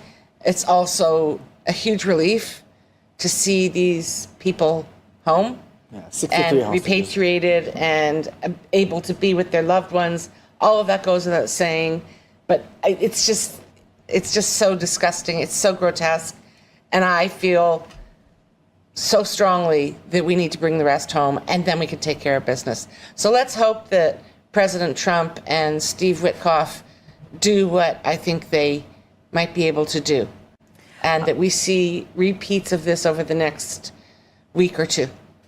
All right. Well, we do know that even later today, Hisham al-Sayed is said to be released into the Red Cross hands before being transferred to IDF hands and back into Israel. But I'm going to give you, Danny, the final word. You've been with us since the beginning of the broadcast. What's your reflections on what we saw today? I think that we've witnessed today the exact difference between the two societies. On one hand, you can see a society that is willing to put everything on the line in order to get back our brothers and sisters, and we're all experiencing joy and tears of joy and a lot of emotion.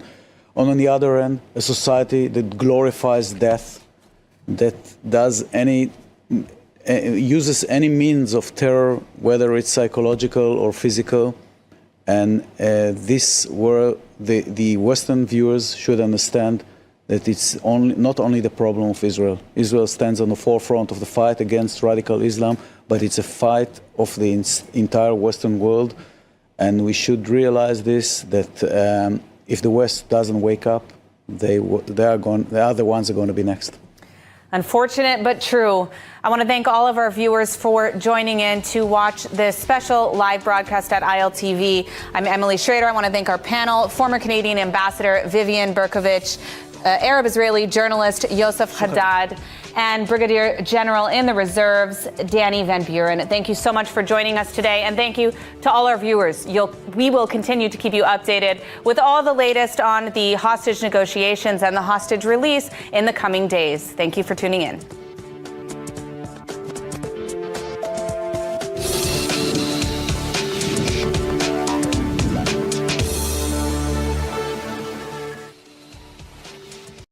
Hisham al-Sayed and Avera Mengistu, who have actually been held for 10 years in Hamas captivity, so a bit longer than the October 7th massacre that we're looking at with the rest of the hostages now. Vivian, what do you expect to see based on what we've seen from the first 6 releases of hostages in this phase? I expect that we will see more grotesque theatrics, and when we do see them, we'll be shocked yet again, because they just seem to constantly surpass themselves, Hamas. I hope we will see 6 men walking out, as we say in Hebrew, on their own 2 legs, in reasonable health and condition, physically. And aside from that, I don't have the nerve to predict.